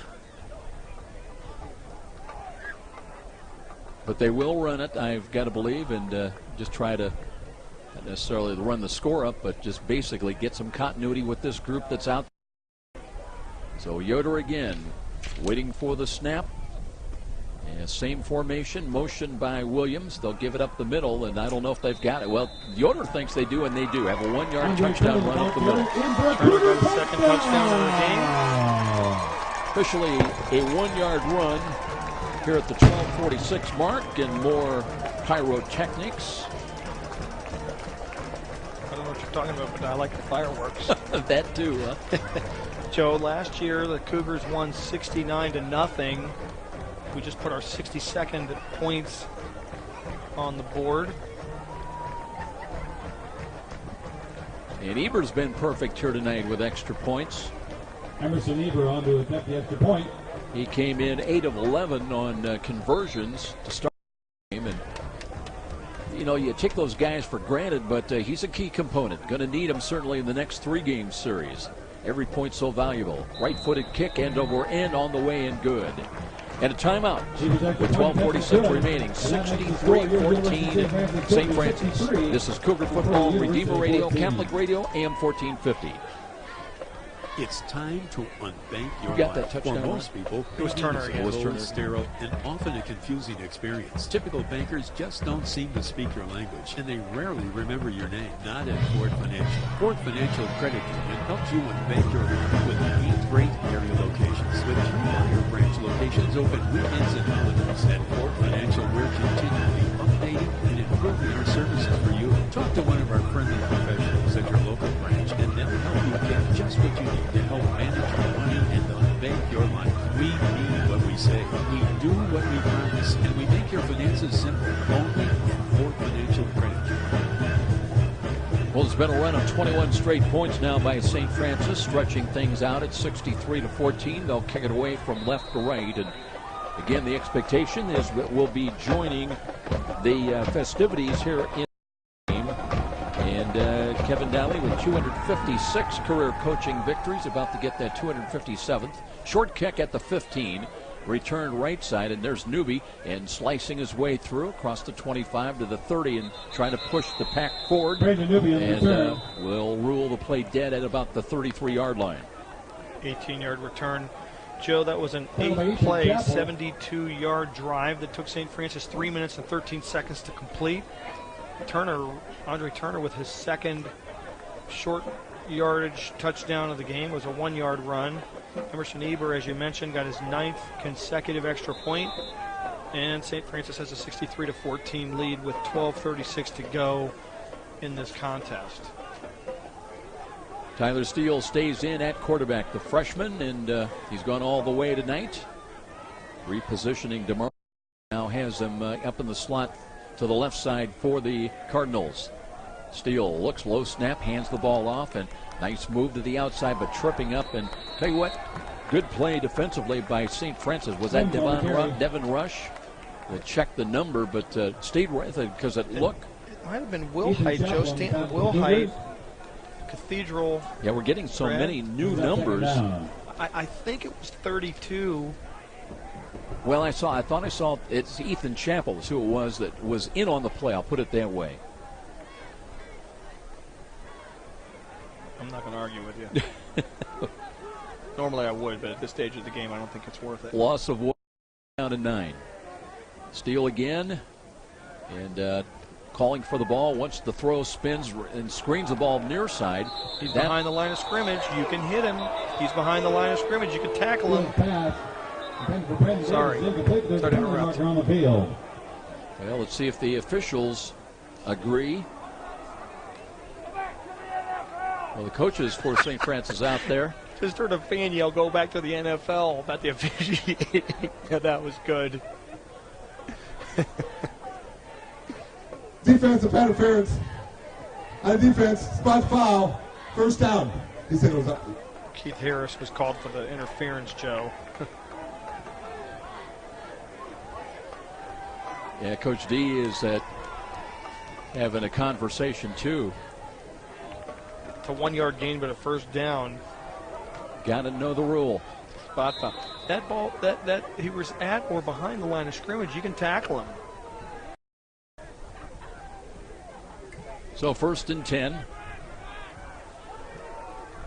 And here come the Cardinals once again with 11:46 remaining. Steele with the snap. Looks, hands it off. Up the middle run and nothing there. Gain just across the 35, and that is all. Caleb Mims on the carry. Going more with Caleb Mims as the running back. Matt Carden on the tackle for the Cougars. Mims is a junior, 5'11", 196. Stay in your seats after the game. We have post-game final word. Harden made the tackle. Maybe a gain of 1. Thought we might see a little bit of Robert Duff or Terrence James running tonight, but so far, basically Devon Bailey until Mims most recently. He'll step up a bit. It'll be 2nd down and 8. Cougars come up in press coverage as the throw to the outside, and that's a tip ball incomplete. Trying to go to Burton. Good defense, though, and closing on the ball. The Cougars defensively, no chance on that reception. Brings up 3rd down. I believe, Joe, over there, it was Keith Lewis, safety over there. And they've also got, yeah, you're right, it is Keith Lewis out there. The other guy who's over there on that side of the field is Matt Kramer, cornerback from Huntington. 3rd down and 8. Concordia trying to reach their 5. Again, Cougars coming up defensively in press coverage. Here's a screen over the middle. Boy, that was nowhere around.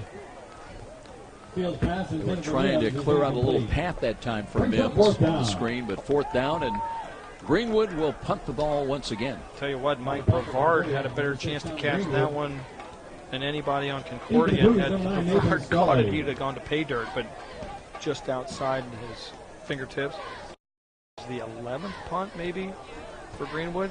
I'm not sure I've ever heard that many punts by one guy in a game. They had 21 coming in. Scully is back deep at the Cougar 20. Here's the kick away. A little short of right. He takes a high bounce at the 32. It takes a Concordia roll inside the 15, down to the 10, and all the way to the 7-yard line. So got a great bounce on the artificial surface, and it'll be 1st and 10. St. Francis with 10:38 remaining, and trying to get and put the final touches on career win number 257 for Coach Kevin Donnelly. That was a 56-yard punt. No return. Well, they'll say that ball will be placed at the 8-yard line, 1st and 10. Maybe a 55-yard. Yeah, I think that's Wes Hunsucker in there now at quarterback. Mm-hmm. He's the 3rd quarterback on the night used by Coach Kevin Donnelly. Got in a tough yardage situation. Here's a deep handoff. Pierce trying to run and turn the corner. Gets across the 15, and boy, a good job as he legged it out there, turning the corner. It's not in bounds, but stay in bounds, son. No reason to go out of bounds at this point of the game, right? I'm with you. Well, he got a 1st down out of it. Either way, the clock was going to stop, I guess. 11-yard gain. They'll mark him down and out of bounds up there across the way at the 19-yard line. The depth chart that they provide us earlier in the week is full. Yeah, just throw that one out the window. We're well past 2 or 3 deep. I think everybody that dressed is getting in tonight. Motion right to left. And here is a run and on the sweep. Let's see who got that. I think that's B.J. Moore. B.J. Moore, the ball carrier. I don't even have B.J. Moore on my roster, but I'm glad you do. I almost called out Keith Harris, who's the defensive player, wears number 33. Tell you what, B.J. Moore picks up 7 yards, and it's just a wear-down effect now. Clock is continuing to run inside of 10 minutes. Concordia making a substitution before this snap of the ball. Hunsucker in and out of the pistol, taking play clock down to 9, down to 8. And now he's got the snap, and they'll run the ball again. And here's Pierce. He's got a first down. He's done a good job. I'm impressed with what we've seen.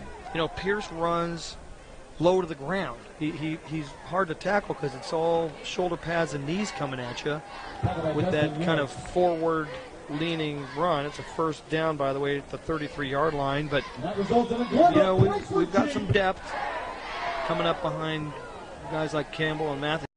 Yeah, Denzel Pierce, though, has done a good job here tonight in the relief role. Hunsucker wants to throw, looks near side, screens, gets a catch at the 35, run up the middle, 40, 45, 50, inside the 40, 30, 25, 20, and a foot race into the end zone and a touchdown. Or does he out of bounds? They're going to rule him out of bounds short. Short of the end zone. And that was, is that Ray Beverly? A 66-yard run, 85, I think it was Ray Beverly. Yeah. Ray Beverly. Yep. It is Ray Beverly, and he was. And how can you deny him, Mr. Official? How can you deny him? He was 1 yard away, and all he's got to do is maybe reach out and break it. Just go over the pylon. That was good for 66 yards.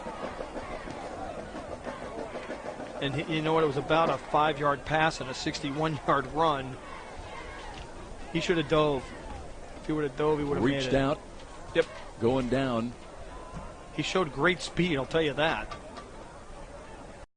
And the goal line, maybe he'll have a chance for his third rushing touchdown. Up on the wing to the right side is Brenton Williams. Pierce is getting it. Pierce at left half. Hunsucker looking, hands it off. You got it right. Pierce looking for the goal line. Still pushing, and he's in. So from 2 yards out, Denzel Pierce into the end zone at the 8:20 mark, and the Cougars are adding up the points here tonight. You know, Ray Beverly just said, congratulations, you got my touchdown. 10 touchdowns for the St. Francis Cougars tonight. Denzel Pierce. Nothing like playing Concordia this week to get healthy after a debacle 2 weeks ago. Right-footed kick. We've got it is M.O. Evers still in there. Boy, they got him a little bit. Nicked him. Came away, took a look at one of the Concordia players that came through there, but no penalty, and it is 70-14. We'll keep things right here as now a run of 28 straight points set up by the nice run just short of a touchdown by Ray Beverly. It was a 5-play, 92-yard drive, Joe, that took 2 minutes and 18 seconds. Pierce with a 1-yard run, but as you said, Ray Beverly got 66 out of the 92 on one long run after a short pass. Eber has his 10th extra point of the night, and he came in, 8 out of 11, which was really bad, but now he's 18 out of 21, so his percentage is a little bit better. He's almost 90%. Art, I was watching the kickoff unit down here, and they were jumping in unison to the music. And coaches kind of looked, and I know what they're saying, Coach, we're just trying to warm up here before we run out to the field. Yeah. But the party has started.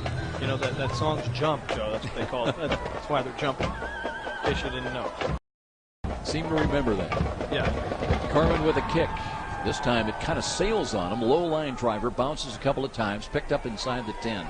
And a run right side. Here's a good return and falling down across the 35. Donaldson, Deshaun Donaldson. Love that name. And tell you what, if he doesn't stumble there, he might have had a chance to take it all the way like Austin Coleman did early on a 91-yard kickoff return touchdown. So Concordia will try at least one more time with just over 8 minutes time remaining in this ball game. Well, I'm kind of hoping they're going to run the football here a little bit. We ought to let him. Matt Smith is still in the game. That's unusual. Joe Donaco's up there. We've got a 4-man front. They're in a passing formation whenever they run trips. We'll see how they've run out of this before. I think we've got a new quarterback in there for Concordia as well. And a run back to the right side. They'll get a little bit of running room, and they've got a first down. It's number 17, Joe. He's not on our roster. Not on our roster. I wonder if that's not Nathan Smith. His number's 12. And I don't see him on the depth chart either, so. But he just ran for a 10-yard first down. Had a nice run on there. Let's see on some of their other numbers if there shows up elsewhere. Don't see it. 1st and 10, improving field position now just short of. So the unknown quarterback for Concordia, low snap, picks it up, option run to the left, and he's met and dropped as Ethan Chappell cut off the pass. Hurd on the carry. Hurd? I say Hurd? Got a report. Yeah, let's check in with Phil. Just talked to Emerson Eber about his brilliant night kicking extra points tonight. He said the most he's ever kicked in a game before is 8. He was 8 for 8 last year, as he recalls, against Central States. But 10 for 10, that's something special. Back to you. Loss of 1, 2nd down and 11 now. Clock running with just over 7 minutes time remaining. You know what? Unfortunately for it is something special, but for a team that is technically really good with PATs, it's not. You should be 10 for 10. And here's a run, quarterback draw. They faked the handoff, and Cougars shot a defender through there, and he went right for the running back, nailed him, and that allowed the quarterback to kind of, well, he's still going to lose another yard, so it'll be 3rd down and about 13. So the tackle of the quarterback was made by Lance Carey, who's in there. One of the regulars that they rotate in and out on the defensive line, but Joey Donaco also in at defensive right end. There's that kid. And 6:24 remaining. Jake Allen's in there. So let's see. 2 protectors in for the quarterback now on 3rd down and long. Misdirection. He wants to throw. He does complete it, but that's DeMario Burton, but he's well back and caught it at about the 40-yard line. Turned upfield, maybe gets to the 45-yard line, but it'll bring up 4th down and long. And once again, Greenwood will have to come in and kick it away. Actually lost yardage on that play. 4th down and 12. Actually, 4th down about 14. To see maybe we can sneak look from the booth next to us and find out who their mystery quarterback is. But Burt, I think they announced the PA. Oh, high snap. Greenwood, though, pulls that down, got it away. A little shorter, high, end over end. That'll hit at the Cougar 30. Takes a Concordia bounce, but dies right at the 26. So exactly 6 minutes remaining on this historic night in so many different ways, Art. You've got, of course, homecoming. You've got the first ever night game, college football here in Fort Wayne, and under the lights at Darcy Stadium, and should be the 257th career coaching victory for Coach Kevin Donnelly. And Joe, historic for another reason. One of my co-workers, Sarah Webster, was married this afternoon. There you go. Precious blood to Danny Epple. Nice couple. They got married today. I wanted to wish them the best of luck, and I'm sorry I missed the reception. I did go, so it was a good. Are they here at the game tonight? I don't think so. They're at their reception, I hope, right now. Hunsaker hands the ball off. Cougars trying to run the ball and keep that clock moving, and not much there. They'll maybe lose a yard back to the 25. Interestingly enough, Joe, Sarah, the bride's sister, or the bride's 2 brothers, one plays for Manchester, one plays for Trine. They both had out-of-town games. They had to miss the wedding this afternoon, but we're making it to the reception tonight.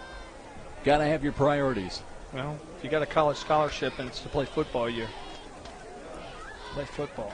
Loss of 1, 2nd down and 11. Hunsaker again just trying to manage the final minutes of this ball game. It does spread the field 3 wide to the right. Let's see if he would He attempted to put the ball in the air, has a running back behind him, trying to take that play clock down. Motion from right to left. They do hand the ball off, and not much there. That time the ball was handed off to Cody Appenzeller, another Spartan, former Spartan. Carried the ball in the prior play, too, I'm pretty sure. Picks up about 3. Third down call coming up, and we'll see Betcher checking back in, Aaron Knight as well. So some of the first liners come back in with the clock moving under 5 minutes now, time remaining. Knight will split wide to the left. Up in the slot, they'll have Appenzeller. Hunsaker would need to move the ball out and get it out across the 35, across to the 36 to convert. Again, try to manage the clock. Play clock is down to 8. And waiting for the snap, and moves up a step closer. He wants to throw, looks to the left, throws low. He's got a catch, and that's Knight, and he's got a first down. Boy, nice trajectory on that ball. Wes Hunsaker. Kevin Donnelly was talking to me before the ball game, and he says the kid's got all the attributes and just needs to put it all together. So Notre Dame still holding on to a 10-0 lead. We're down to just about a little over a minute to go in the third quarter. So that's actually 1 minute to go in the third quarter. So Notre Dame's defense has come to play this year. A little different performance by Miss Robinson. 70-14 here with just about 4 minutes remaining in this ball game. Hunsaker again will go back to managing the clock, and the play clock is at 4. And here comes the 10 o'clock through about 2 minutes early. Little run by Pierce, turns a corner, 40-45. And he's to the 40, to the 35, cuts in the middle of the field, weaves his way back to the right, inside the 15 and all the way down close to the 10-yard line. And boy, tell you what, that's nice. I said that was Pierce, and it is Denzel Pierce. 52 yards. Got to check and recheck because there's so many different numbers and combinations in there now in the late going. That was 52 yards, Joe. And again, great job reading his blocks and just legging it out. And good job by Jeff Turner. What's our referee's name? Jeff Simmons. Jeff Simmons. I want to call him Jeff Turner. Jeff Simmons to keep the clock running. Thank you. Because we don't need 77. I've got a feeling now with 3:15 they will definitely run the ball, and the whistles blow, don't they? Just before the snap. Well, the play clock's still at 8. Timeout. Concordia called timeout. You got to be kidding me. To make a defensive adjustment here. 3:09 remaining, and I got a feeling that Coach D was just going to say, hey, let's maybe take a knee or short of that, just run a very conservative call.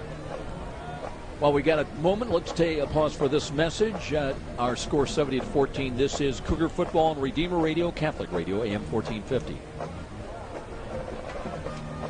This is David X of Star Mortgage Lending. I'm proud to support our student athletes in their commitment to being champions. I'm also proud to have helped Cougars for over 13 years get the best mortgages possible. Star locally services all the mortgages we write. Let me answer all your questions and help you find the best mortgage for you.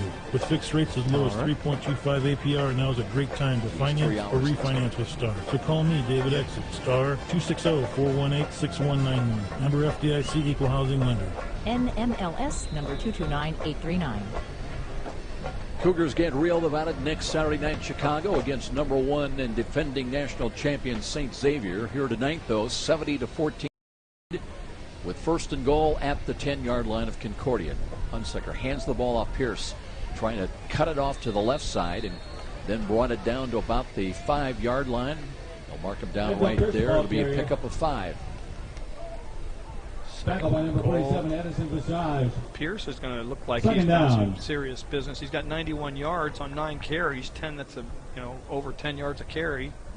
You know, Art, you're always looking when you get in and trying to catch the attention of the coaches and show them what you can do. And Denzel Pierce has done a good job of that tonight. Accomplished. He's a diminutive guy. Is Pierce. In terms of size, he's just 5'9", 185, but he's fast. Got some good vision. Concordia shows blitz up the middle from the defensive left side is Hunsaker, and does hand it off. Pierce again, working off between guard and tackle left side, and got it down inside the. I thought he was down to about the 3, but they're going to mark him back down around the 4-yard line with just over 2 minutes now remaining in this ball game. And Edison Visage of Concordia. Well, the Cougars came in and averaging 33 points a ball game. So the numbers will balloon after tonight. Unfortunately, we don't have enough downs to run the clock out. There's 19 seconds left on the play clock. There's a minute 45 to go in the game. It's third down, so we're going to run the play clock down to next to nothing. Minute 38 remains. Hunsaker with still 8 on the play clock. Got motion from right to left by B.J. Moore. Calls his own number, works off tackle, and he'll be short of the goal line. Got down to the 1. And fourth down coming up with a minute 23 to play. We can run it down to about 40 seconds to go in the game. Exactly 40 seconds to go in the game. We ought to take a delay of game penalty. You know? Move us back 5 yards and then take a knee, and then the game will be over. Pretty much. See how the coaches call this. If they're going for victory formations, I think what they're going to do. They're going to take a knee. Play clock is running. They're just breaking out of the huddle right now with 12 on the 50 seconds. They go into goal line, as you mentioned. See Hunsaker under center. Got motion from left to right, and they do run a play, and Turner will take it into the end zone. Turner got another touchdown. Third touchdown, rushing touchdown of the game with 37.8 seconds.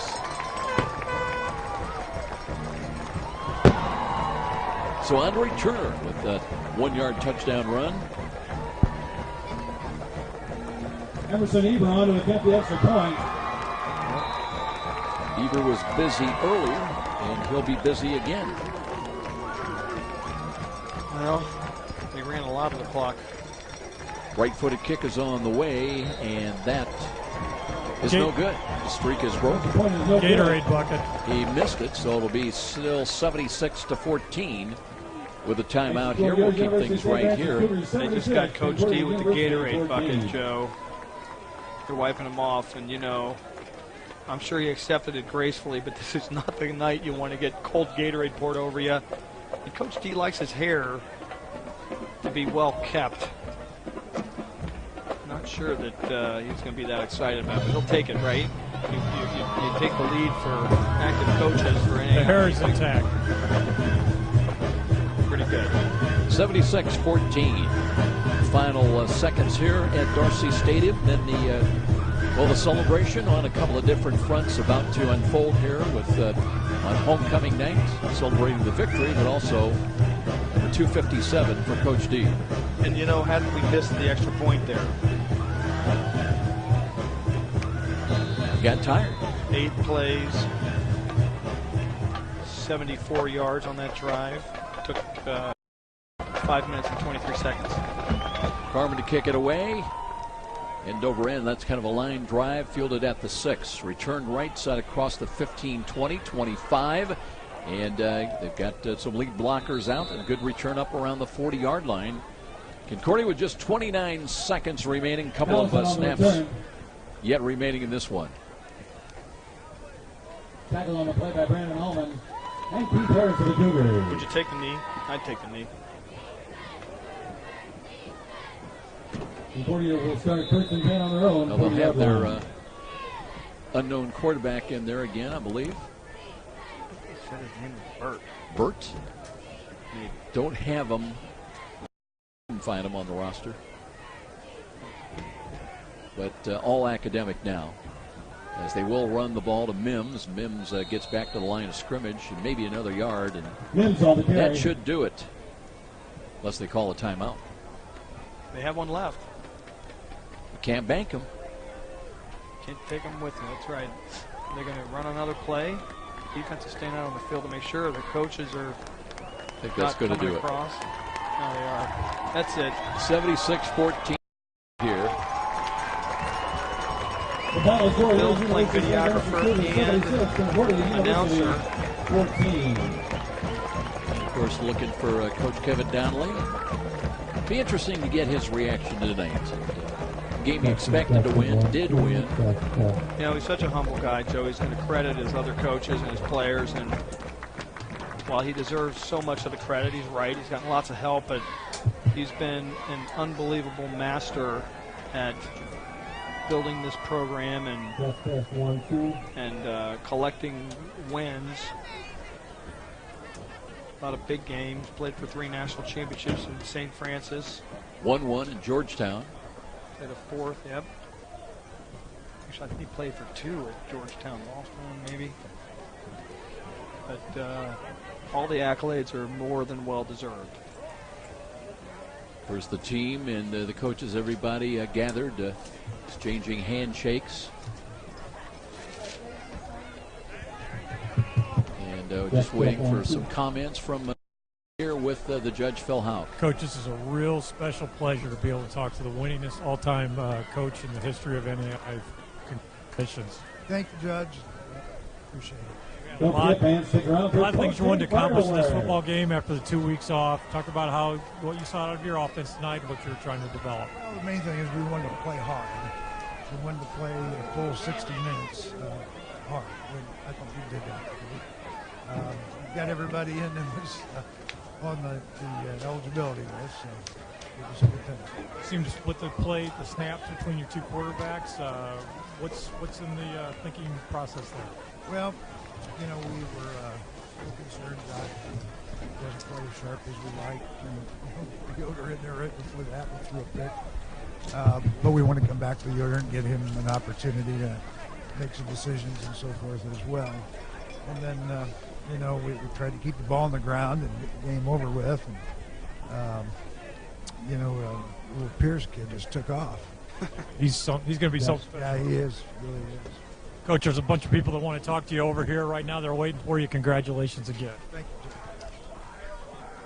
Well, the judge, Phil Houck, with Coach Kevin Donnelly, is celebrating that 257th career coaching victory here tonight at Darcy Stadium. We're going to come back with our post-game show and also the celebration about to unfold here.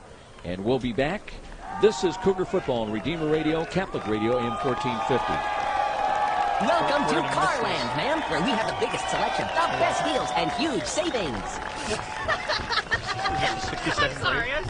What's so funny? It's just that I've been to 6 car dealers today, and they've all wanted to show me their big selection and their huge savings. Well, how's your award-winning service these days? Well, look, this has been great. I'm just going to go see the Dodge boys at Glenbrook Dodge Chrysler Jeep. Are you trying to give me free car washes? But we do have free car washes.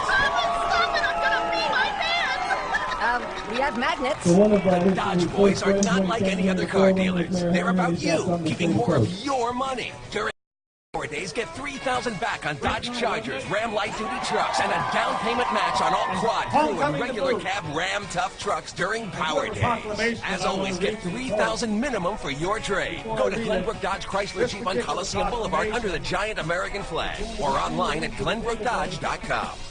At Citizen Square, all by itself, so that months, years from now, you go back and you check the database of the city, you will find one section dedicated to Coach Donnelly.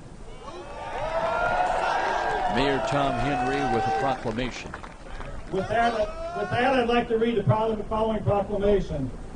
Whereas Coach Kevin Donnelly is in his 15th season of coaching the University of St. Francis men's football team, and whereas the University of St. Francis's men's football team has been represented in 156 consecutive NAIA top 25 polls, and whereas the University of St. Francis's football team is the winningest college football team in the state of Indiana over the past 15 years,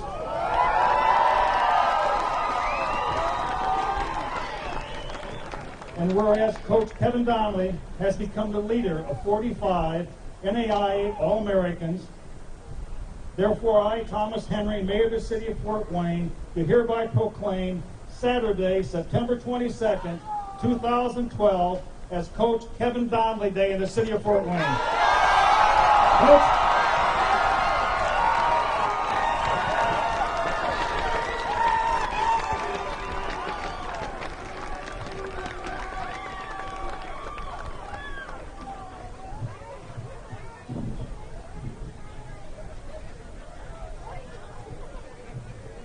all right, we're not done. We got 2 more things real quick. I'd like to read a message from the president of the NAIA, Mr. Jim Carr. The National Association of Intercollegiate Athletics, myself, and other members of the association would like to take this moment to congratulate and recognize Coach Kevin Donnelly as the NAIA winningest all-time football coach with 257 wins. In addition to setting the record, we at the national office would like to thank Coach Donnelly for the many lives he has positively impacted during his coaching tenure. We feel that Coach Donnelly is a true champion of character in how he continues to teach young men about the values of integrity, respect, responsibility, sportsmanship, and servant leadership. Congratulations, Coach Donnelly, and continued success. And then, wait, Coach, I got one more for you. On behalf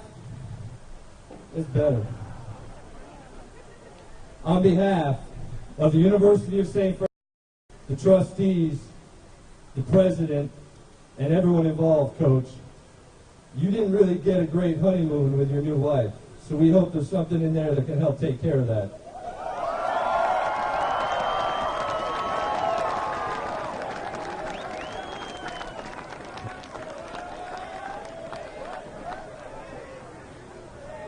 And ladies and gentlemen, at this time, I only have two more words to say.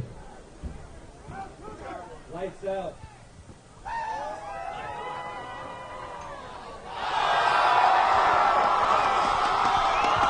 Well, they've darkened the lights here at Darcy Stadium, and now there's a fireworks. Roman candles.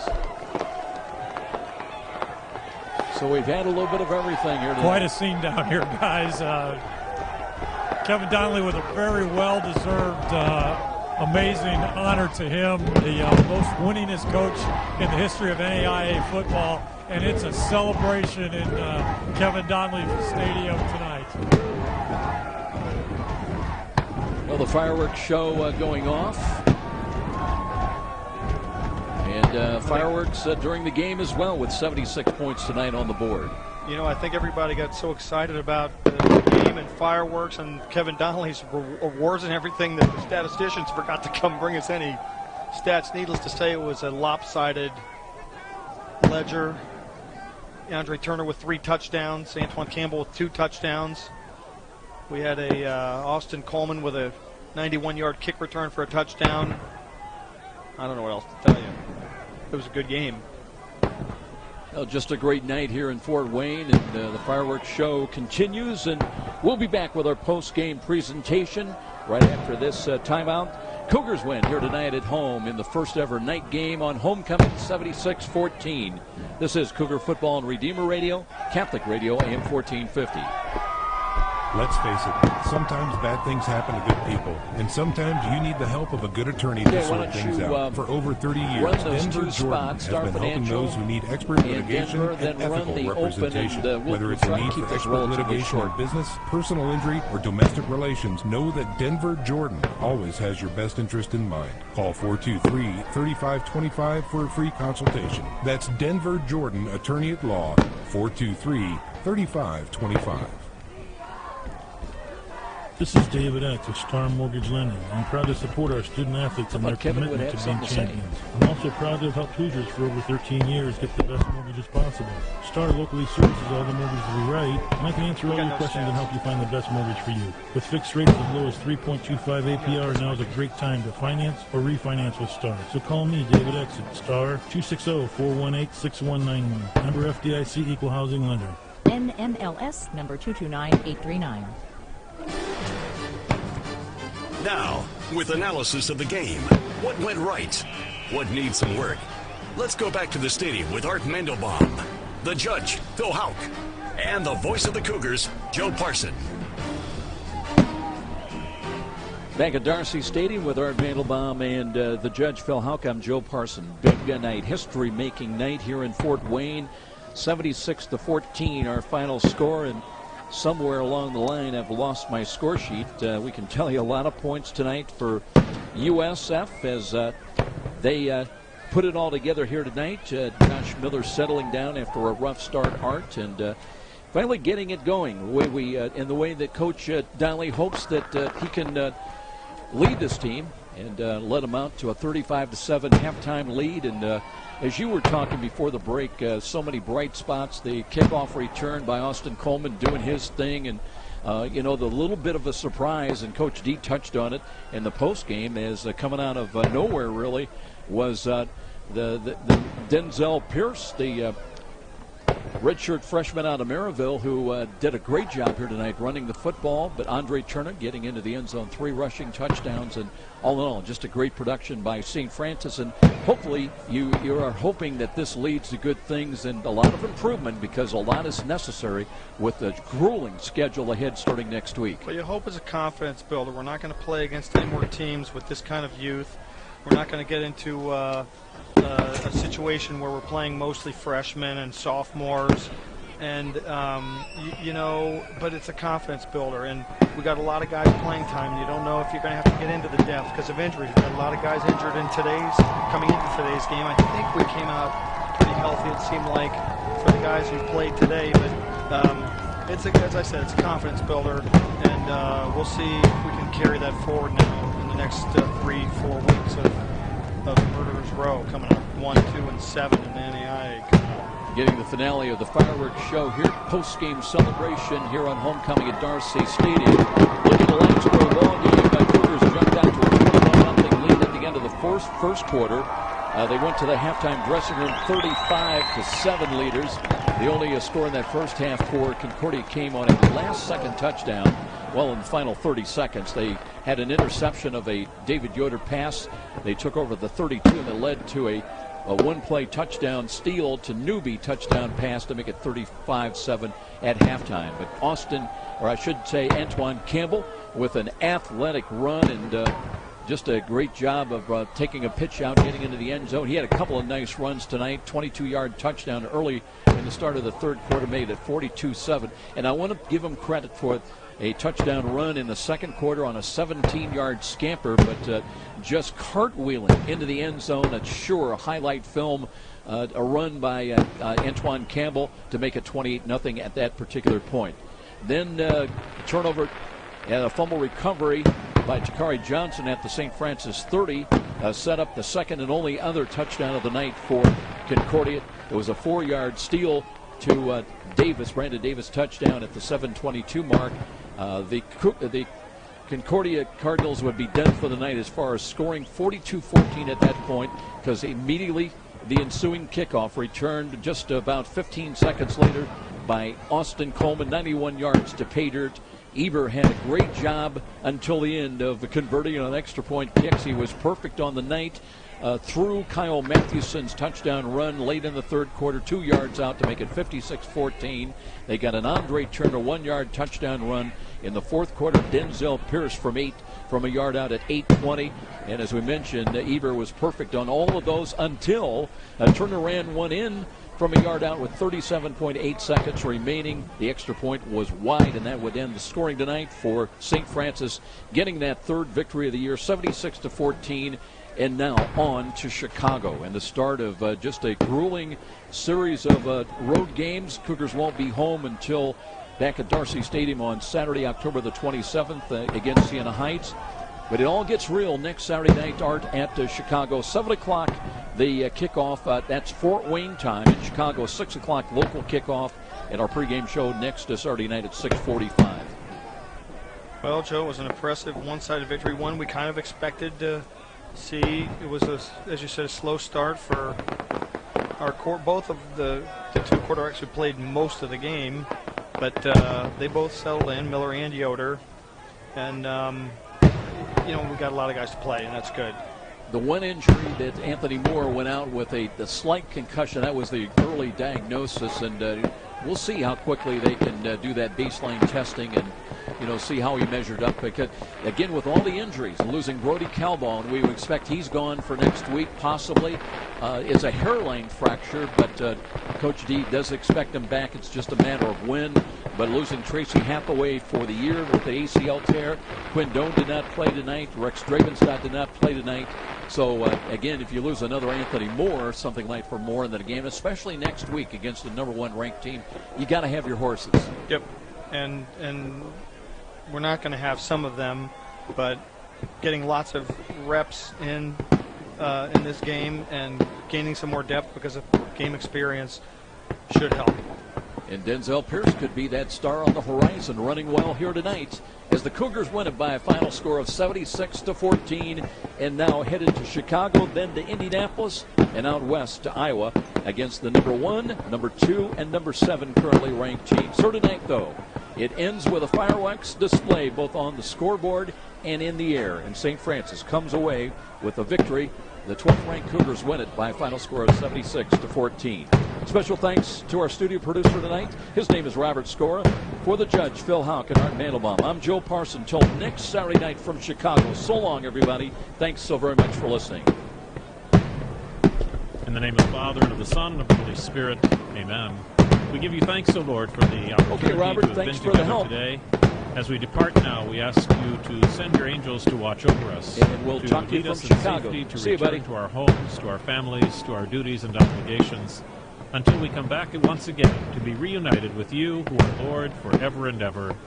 Amen. In the name of the Father, and of the Son, and of the Holy Spirit.